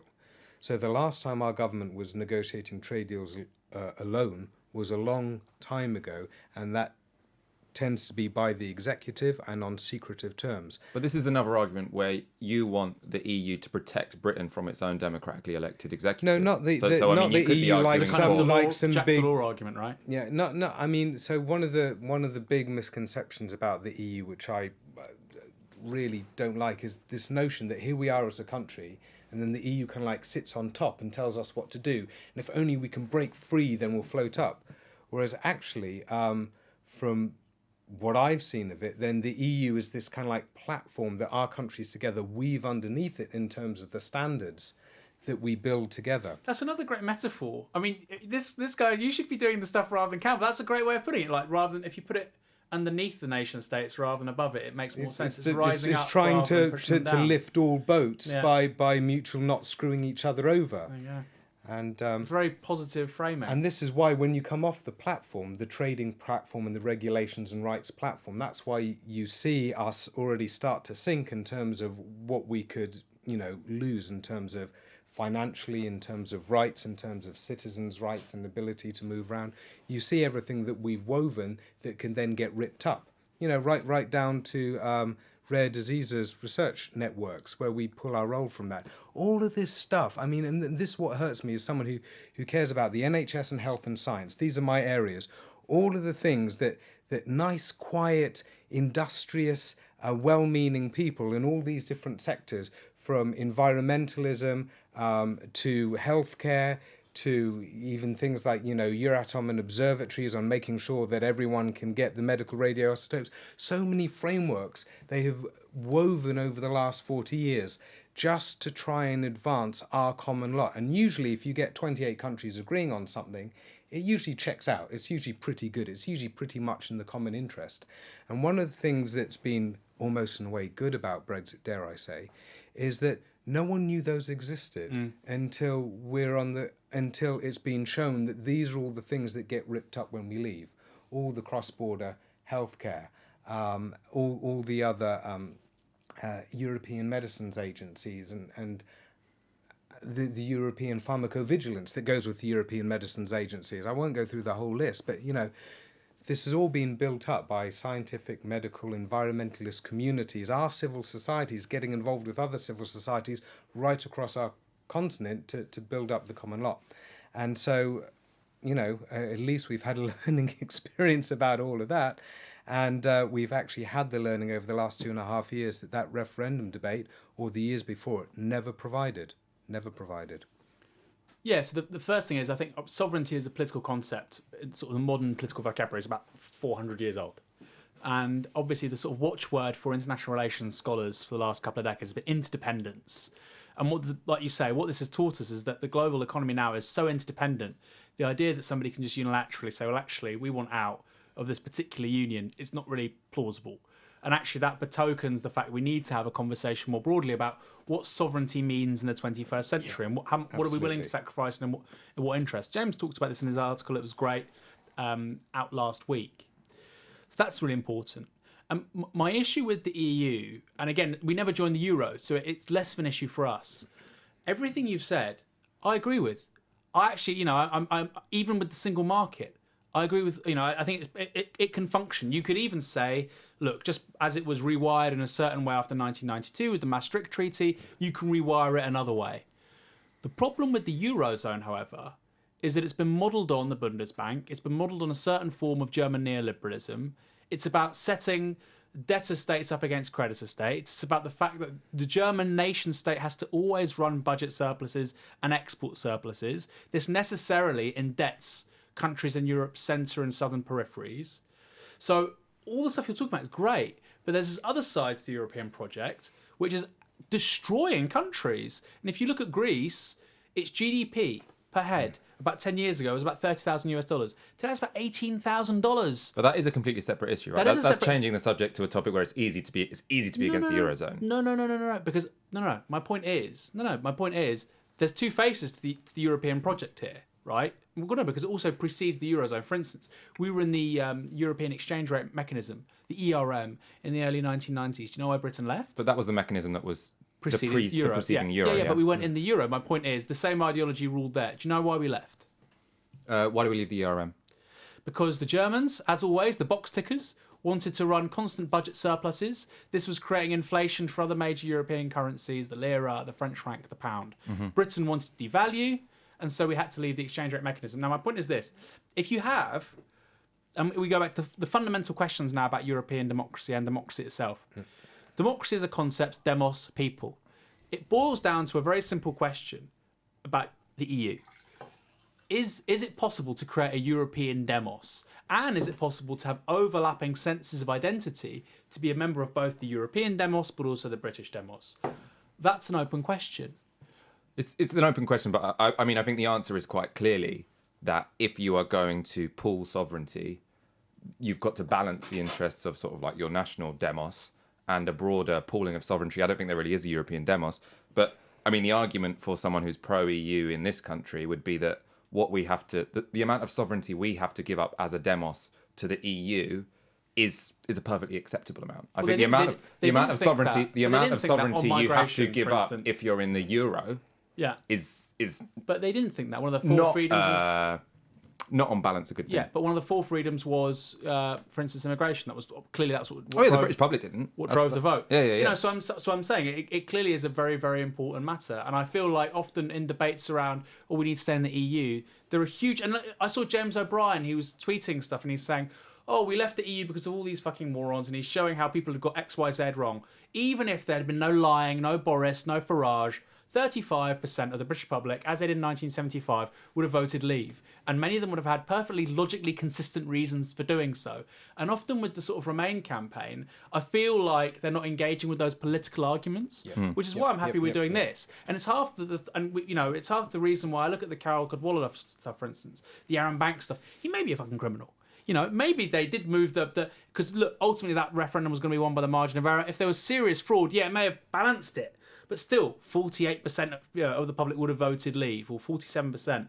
And I feel like those debates around personalities really mask the core political disagreements. And we still, 2 years after this thing, haven't actually examined the possibility of supranational democratic government. I mean, it's an open question. And like I say, I'm a political scientist. I question whether it's actually plausible, ultimately. Whether what's plausible? Supranational democratic forms of governance. Can you democratise the EU? I would only want to stay in the EU if we can democratise it. Now, I don't know if that's possible or not. I suspect it probably isn't. So the question is, what kind of entity would we like to be in? Probably something like the EEA, right? Well, it depends if you think that the EU has greater limitations on national sovereignty than the EEA. And I think it's pretty similar. It depends what we're talking about, but yeah. Depends what we're talking about. No, you've seen what Macron has been saying about, for instance, reforms to the customs union with regards to migration and so on. But yeah. Yeah, but I mean, that would be That would be a every changed reform they customs want union. to make. That would be a way to oppose it, is to say that this is taking too much power away from the national demos. Agree with you and disagree with you on regarding Aaron Banks and the Vote Leave campaign. I agree that when you focus on that, it doesn't tackle the underlying issues of why people are voting Leave on matters of democracy and sovereignty, which I want to talk about. But in and of its own right, if there is criminal behaviour there, and we just say, well, that's not the main substantive issue, No, I'm not saying then that's very perilous going forward into any political But it's led our circumstance. debate 2 years. Well, also there's two issues, which is that if someone breaks electoral law, they have to be punished. Yeah, for sure. But in this case, that doesn't put in question the legitimacy of the outcome. For me, Yeah, So I think you have to punish. You have to punish Aaron Banks, put him in prison because breaking electoral matters. Second one is debatable because then people could say, "Well, I'm prepared to take a hit myself in order to get what I want," and da. So it's a tricky zone. It's a tricky zone. To come back to what you were saying about sovereignty and democracy, absolutely agree, and it's been very frustrating to me that a lot on the Remain campaign didn't deal with these core intellectual reasons for Brexit. For me personally, two of the strongest reasons why I am for Remain is actually sovereignty and democracy. So, and they interweave together, they're very related. So if sovereignty is the power of your nation to do what your nation wants to do and your civil society and your politicians and your citizens want to do, then you're thinking about how does your nation maximally empower itself to do what it believes is good. And in the international interwoven world, if you can set rules for your own country that are then mirrored by other countries, then you know that you are setting rules that other countries around you are not going to undercut. You have more power to go and set a rule, set a standard, set a change, full in the knowledge that you're doing that risk-free because you convinced others around you that it is good. Also, in terms of the empowerment of your civil society and your businesses and your citizens to get involved in that conversation, then that is all part of your national sovereignty if you are the leader of a club whose rules then go and get magnified around the globe. I think we've been in a very privileged position in that a lot of British standards have been copy-pasted across the EU and then somewhat copied in other countries and trading bodies around the world.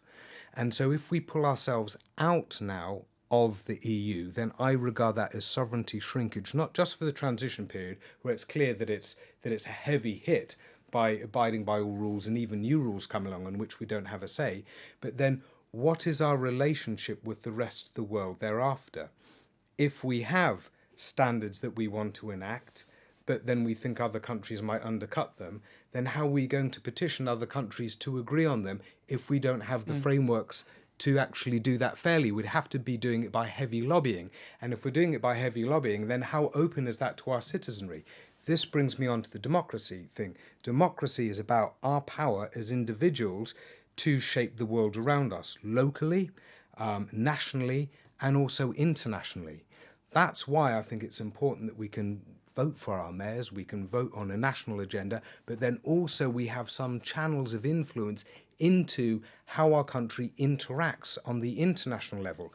For me, if we come out of the EU and then we're just going every 5 years on vote for this manifesto bundle or vote for this manifesto bundle, we know that a lot of the domestic agenda is going to dominate it, and then whatever government gets into power will essentially do whatever international agenda they want to. And this has been the fundamental problem with the UK and the EU. Absolutely, the chain of power between the individual and the EU has been broken, in that there's a lot of things that happen at the EU level that our citizens haven't felt like they've had a lot of say on it. They've not known how to have a say. They haven't seen the chain of command go through it.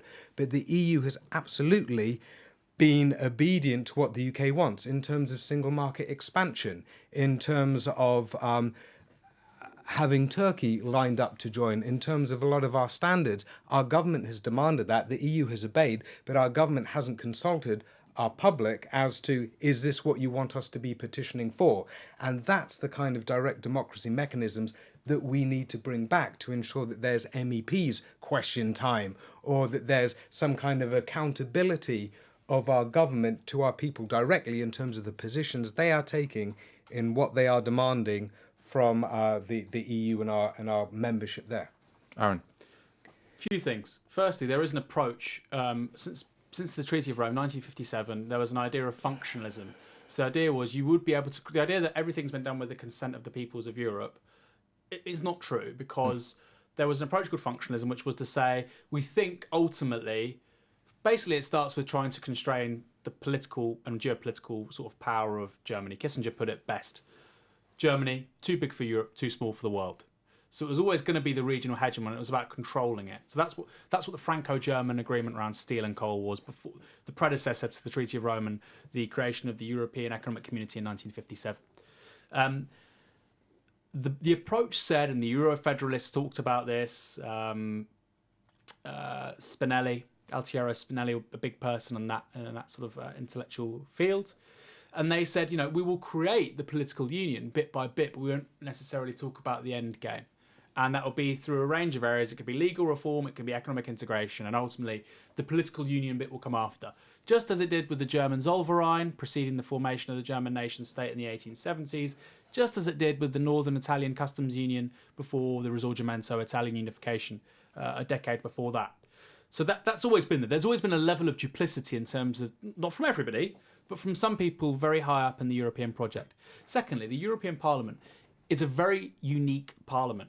In the Italian or the British, the French or German or Irish parliaments, you have these parties who are coherent, or they're meant to be, and they disagree with each other and they have cleavages primarily on class or sometimes regions. The European Parliament, you have the German SPD and the Labour Party and this other party, they're all in this big formation and they don't have to agree on very much. And to me, it's not a real parliament. I mean, it's just like a sort of decoration. And so I wonder, people say we need to, democratise Europe. It sounds like a great idea. If we can do it, then great. But clearly, a democratic Europe wouldn't just have more powers with the European Parliament. It would have to look very different to what the European Parliament now looks like. It would have to have very clear left and right and centrist parties. Right now, we've got these weird mosaics of parties from all over Europe, and they don't engage in ideological contestation. They don't. It's often horse trading. It's often, it's often like the local project I can do here or you can do there. It's not actual ideological contestation about we want to do this with the European project or this or make this trade-off or that trade-off. Finally, there's no European party ever in a European election which has come first on a platform for democratising the EU. And I know there's a low turnout. There's only like 25% turnout in European elections. But it's clearly become a plebiscite, not just in this country, but in many other countries. It became a regular plebiscite for anti-European sentiment, particularly in Northern Europe. True Finns and UKIP and the Front National are good examples, right? And there's never been an example of a party coming first, even in the most progressive EU-loving countries, saying, we want to democratise the EU and we're standing on platform to X, Y and Z. And so you have to then question, is there the appetite for democratisation of the European Union from the bottom up? I mean, that would suggest that there isn't. All right, we've been talking a while, so we're going to do final points. Responding to that, and then you can respond, and then we're going to end. But you, Michael? I'm looking at the comments now. There's some arguments going on in the comment section. Are there small questions? We didn't take that many. So. Okay, right. Well, they've stopped. They're talking among themselves now. It's just descended into a brawl. It's wild on there at the moment. Yeah. I think to answer what Aaron was saying, I think that's a very interesting point about the direction of the EU has not been driven by Parliament. It hasn't. I think it's been very much driven by the governments acting through or getting the Commission to do what they all agree on. Parliament, however, has been very good on refined issues, whether it's like the revision of environmental standards or whether it's the conversion of the Clinical Trials Directive to the Clinical Trials Regulation. And I think even, dare I open this topic, on TTIP, that was an area where I thought, crikey, you're actually seeing public sentiment getting through to the Parliament, which is then actually making demands. And that is something that I'd love to see in the UK, but I've got to be frank that I'm terrified that might not come along quickly enough if we have a sort of crash out scenario. So the Parliament is weird. It is different. It is a mosaic of different interests that can sort of, in a technocratic way, it's very technocratic. They do these little projects and oftentimes they come out good because all the countries agree with the solution. It's had all the civil society inputs and they've done their little working groups well. But in terms of the direction of driving it all, you're right. It has been largely from the governmental level rather than from the people level working through Parliament. And I'm pretty sure that DiEM25 and Yanis Varoufakis is going to be exactly all over what you were just saying, because he's all for democratisation and launching a party to do that. And I think that might add some interesting flavours into the whole thing. Do you have hopes? Do you think that will do well electorally? I mean, are they making a party? For me, I'm not up on the very latest of what they're doing. I think they're looking at the next parliamentary elections, aren't they? Which is next year, right?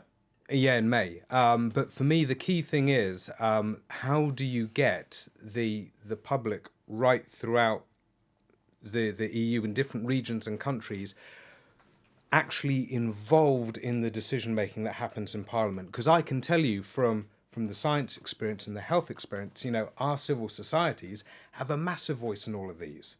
So if you look at, for example, the balance of competencies documents published in 2013 and 2014, when David, the coalition government were trying to pull back powers from the EU, and so then the Liberal Democrats said, no, don't you dare unless we do this big sort of census on all of our different sectors and what the balance of power is between the UK and EU government, and it produced 32 reports, which largely said, yeah, the balance of power is pretty good.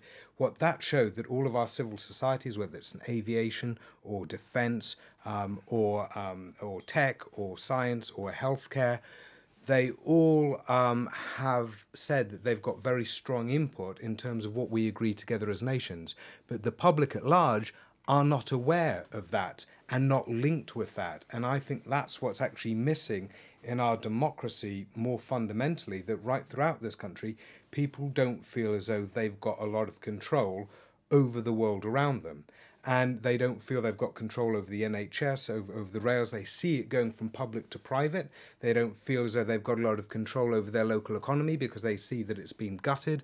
They don't feel they've got a lot of control over the political system because they've been invited to ask for invited to vote for red ties and blue ties and blue ties and red ties, and not much has changed. So for me, the fundamental thing is, and this is what Brexit, really alerted me to, and including Brexiteers, is how do you get more direct democracy and direct control over people's lives, have their voice heard locally, and have it magnify up? And one of the things we've been trying to do with the People's Vote campaign is I just love that we've got 170 different local groups all over the place, and we try and support them and encourage them and listen to what works for them and have, chains of command going back down in order to strengthen them up and bring them along to marches. And you've built community there. Do you think your positive impression of the EU as something that is responsive to citizen demands is because of your position as a fairly privileged scientist? I'm not saying you, Yes. we're all fairly privileged people who've Sure. done stuff in academia. But Absolutely. So when I've first commented on the EU, that was because I was doing a science project funded by the EU to map EU science funding in health. And I was very critical of it. I've written various papers that have been critical of the EU funding mechanism in science, and then also when Big Pharma managed to take a chunk out of EU science in order to have it for their programme rather than it going to health services research, I wrote critically about that. But I found that as a scientist, getting involved in science policy, the door was more open for me on the commission level and talking to a whole load of people there than it was with the stuck-up UK government and their little sort of parochial systems of power and buddy network. So I felt personally my influence on shaping the Horizon 2020 programme. But that's because they're enlightened technocrats, no? Yes, exactly. Whereas in this country, so they like technocrats like me that have technocratic solutions, and the door is open to me. So I have felt that you can effect change there, but I fully understand. But for those that aren't in that privileged position, they're just saying, well, what's happening now? Because our government isn't talking about it, and I'm just seeing the tabloids slag it off, and I don't know what's going on. Everyone's commenting on what's going on at the EU level as in the sort of framework of a foreign power, which I can't touch, which I don't have a say of. How do I even have a say over this? I don't know my MEP. How do I make them do anything? I don't even know what's coming up on the schedule going on with the European Parliament. What are the things coming into play in the European Parliament? Even our MPs don't know a lot of the time. And so they miss a lot of legislation because they're not briefed on what's going through. So this is where I think the breakages are, because as the Commission and the Parliament soak up a whole load of ideas to form new legislation, but those ideas are drawn from our civil society, they are not drawn from our wider public. And I think that is breakages that we at a national level are very much responsible for. I think there's a lot of neglect on the national level. Aaron? Yeah, so when Italy was unified, there was a chap called Massimo d'Azeglio, and he said, I'm sure you've heard this quote, and he said, we've made Italy, now we must make Italians. And apparently when Garibaldi and the Red Shirts were going through Naples and they were saying Viva l'Italia, apparently peasants thought L'Italia was the nickname of the king's wife, of Victor Emmanuel's wife. They literally didn't know what Italy meant. And around that time, about 2% of the public could speak Italian, the language, and read and write. They were literate. So clearly the idea is we clearly all nation states are constructs. Clearly all nations are constructs. So speculatively, of course, you could create a sense of shared political reality and identity which would be able to underpin a successful European project. However, I think neoliberalism has necessarily foreclosed the possibility of making Europeans. Now, you see certain instantiations of this. So, for instance, the Erasmus project, great idea, about making the sort of the academic elite graduates across Europe become acquainted with one another's cultures, live abroad, try things like this. I can almost imagine the person who came up with that with d'Azeglio's quote in mind about creating Europeans.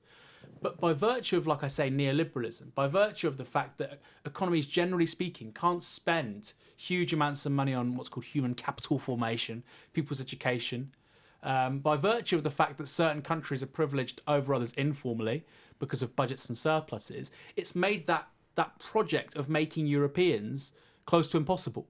And actually, only a radical social democratic Europe would be able to do that. A neoliberal one certainly can't.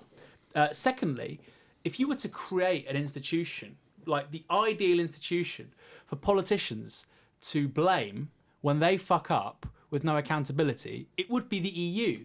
And I just don't know how you can mitigate that. So basically, the EU, across the whole continent, well, not across the whole continent, for much of the continent, has just become this kind of, what's that thing you whack in Mexican culture and all the candy comes out of it? The piñata. Yes. Yeah. It's become like a political piñata, and they're just swinging and they're trying to hit the EU because they know there's no fallout. Now with with Salvini, with Brexit, we're beginning to see what fallout actually looks like, declining trust, etc., etc.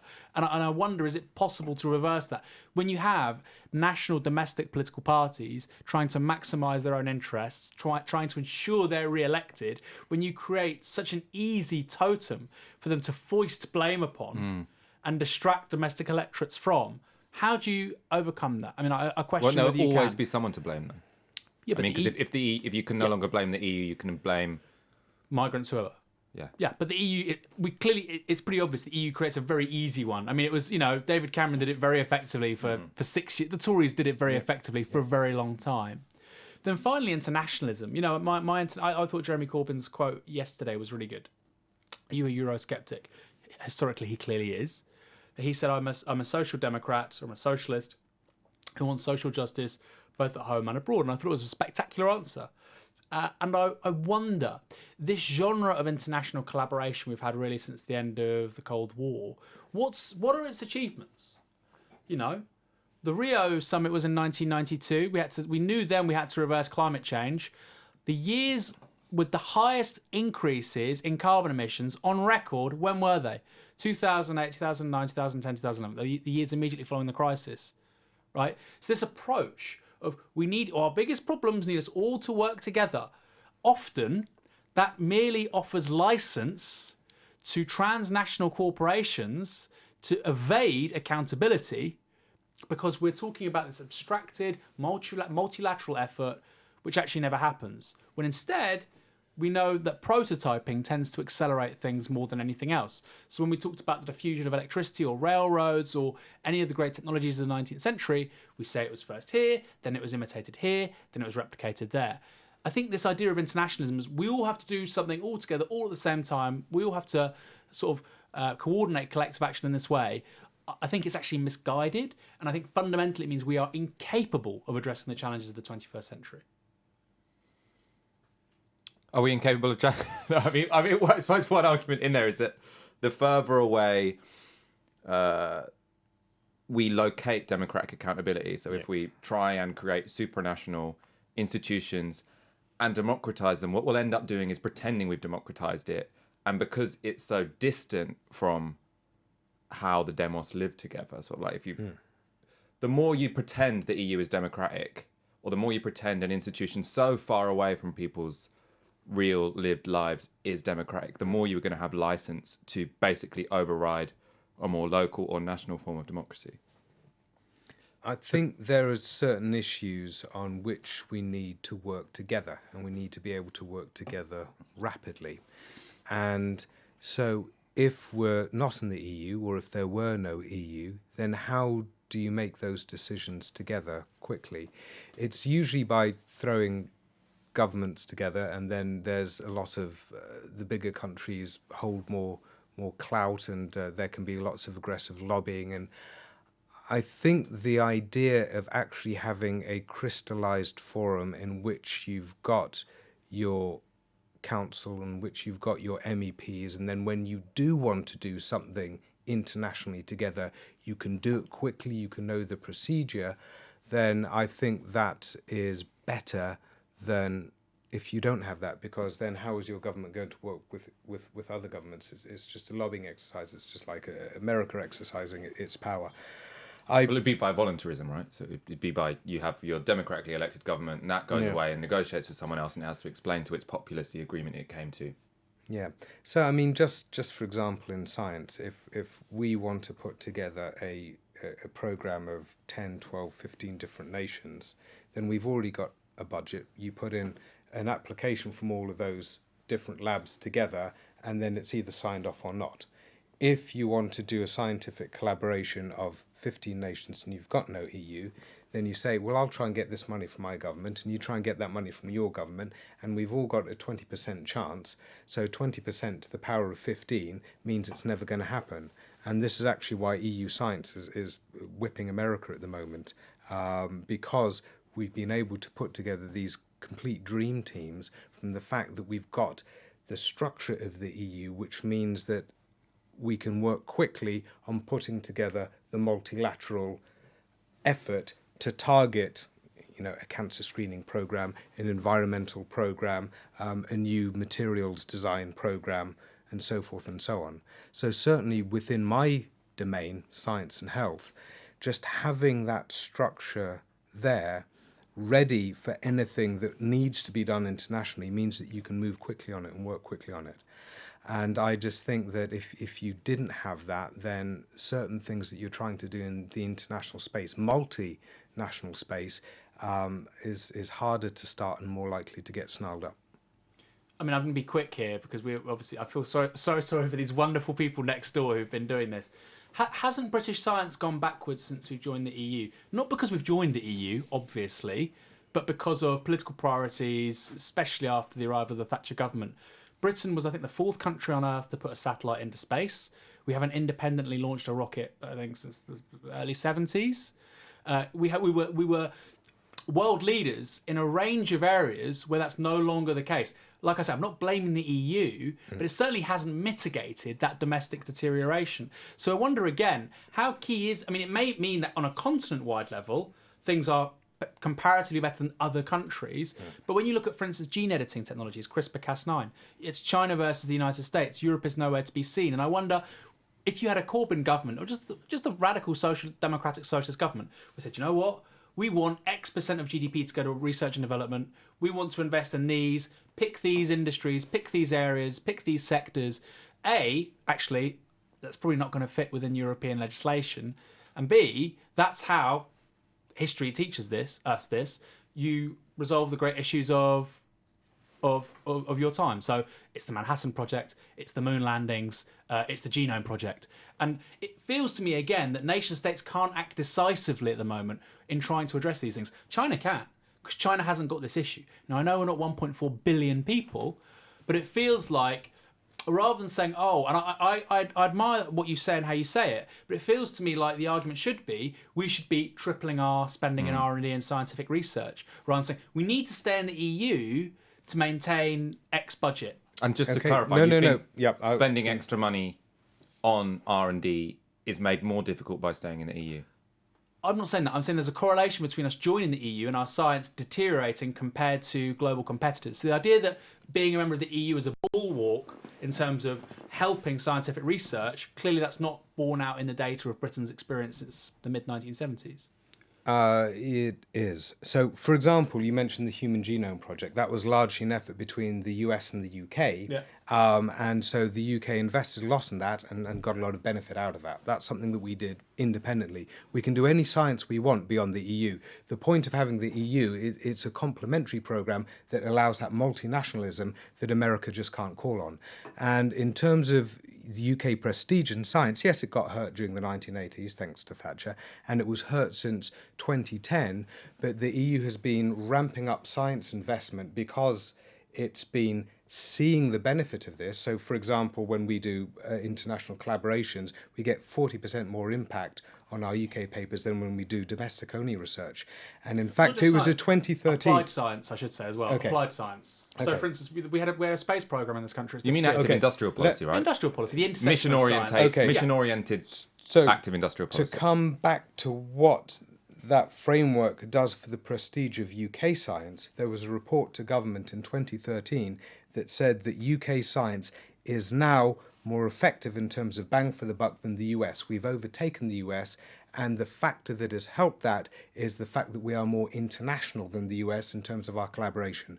Over 60% of our papers are now in collaboration with other countries. America is still on 40%. And a big driving force of us being able to play parts in all those dream teams is, of course, the EU, that has not only put in more money, but has also opened up our capacity to do that higher quality research by leading big multinational programs. So the UK science now is top of the world in terms of efficiency. But if we were to say, for instance, we need to nationalise BAE, we need to socialise research into XYZ conditions to get rid of them, just like we did with smallpox in the 20th century, that's not allowed. That's prescribed. Sure, you can. in the EU. Sure. No. Well, I if mean, you said we want to socialise. we want to nationalise BAE, put it under public ownership, so we can create a national rival to Solar City and Tesla, because we need to rapidly decarbonise our transportation systems in the next 15 years. That can't happen within the EU. That, to me, seems like you need decisive action at the national level. Now, I'm not saying that's going to happen if we leave the EU. You can Clearly, put 500 million, you can put $1 billion into, for example, graphene or any other new technology and develop it up, and then have investment programs in order for businesses to take advantage of it and commercialize it. You can do all of that. I just think for me, science is what's the use of science? It's to solve real world problems. I'm sure we agree. Correct, Yeah. So let's say we want to eliminate cancer, or let's say we want to eliminate conditions born out of a single errant strand of DNA, sickle cell anemia, Parkinson's, or Alzheimer's, something like this, right? These can be resolved by potential technologies we're only really beginning to delve into. And I feel like we have a society constrained by the forces of inertia. Primarily what's driving that is neoliberalism, and a political establishment built on that at the European Union, here as well. And I look at them as a barrier to what we could be technologically, whereas you seem to think that this is the sort of best case scenario in terms of what we could be scientifically, in terms of developing research that helps us. And I just look at the technological possibilities we have, and actually what we're really doing in the EU, and even if we left, what the others are doing, and it's still dog shit. And it doesn't strike me as worth defending. Notwithstanding some great stuff happening, obviously. Okay, so there's no way that I can think of that it's a barrier in terms of our collaborations anywhere, in terms of what we want to invest Industrial in. policy. It is so talking about science and ability to invest big in any new area, you can do that. And I would encourage it. I mean, for example, if you think about cancer, it's going to kill 1 in 3 of us. Do you know how much we actually spend per annum out of taxation on trying to find a cure for cancer? It's about £2.70. Now, if you think about how much comes in through charities, it's about £5 per annum, because, when people have experiences with cancer, they tend to invest in charities. But it's absolutely nuts, the lack of investment that we have in science. But this is a problem the world over. Yeah, that's why we need to socialise it. Yeah, absolutely.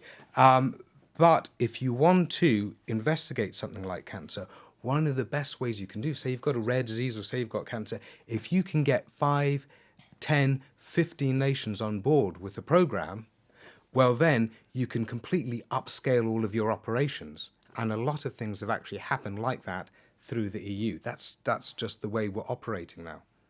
That's a great mini segment on science. 10 minutes for YouTube. Should we call it a day? I think so, man. We've taken It's been a enough of while. everyone's time. My coffee's wearing off.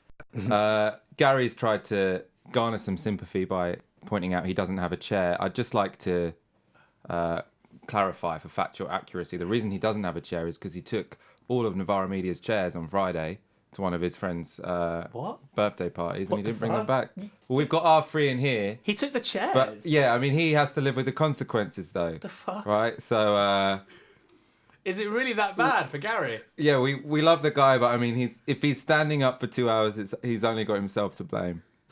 Chair thief, he'll bring them back. Don't worry, Pat H. Okay, that was a very enlightening. How long was conversation, I that think. was so altogether? Coming My up 2 God. hours. Bloody hell! Right. But, you know, I think we covered a lot of good ground. people can't say we don't talk about Brexit anymore. yeah. Double dose. Yeah. All right, Libertarian Socialist Future saying, Michael, why are you getting Gary in trouble? I just want the historical record to be accurate. I think that's really the Novara Media's mission. That is. Okay, brilliant. Thank you for watching. Remember to like this show. Remember to support.novaramedia.com. He actually borrowed them. What the fuck? I thought this was a joke. No, that's true. Wow. I told you we should get a code. We should get a code on the door and we lock it every now and again. Change it on the weekends. Anyway, we will be back next Monday. This was Novara Media. This is Tisky Sour. This was Mike Galsworthy. Thank you for joining us. Aaron Bastani, always a pleasure. My pleasure. See you same time, same place next Monday.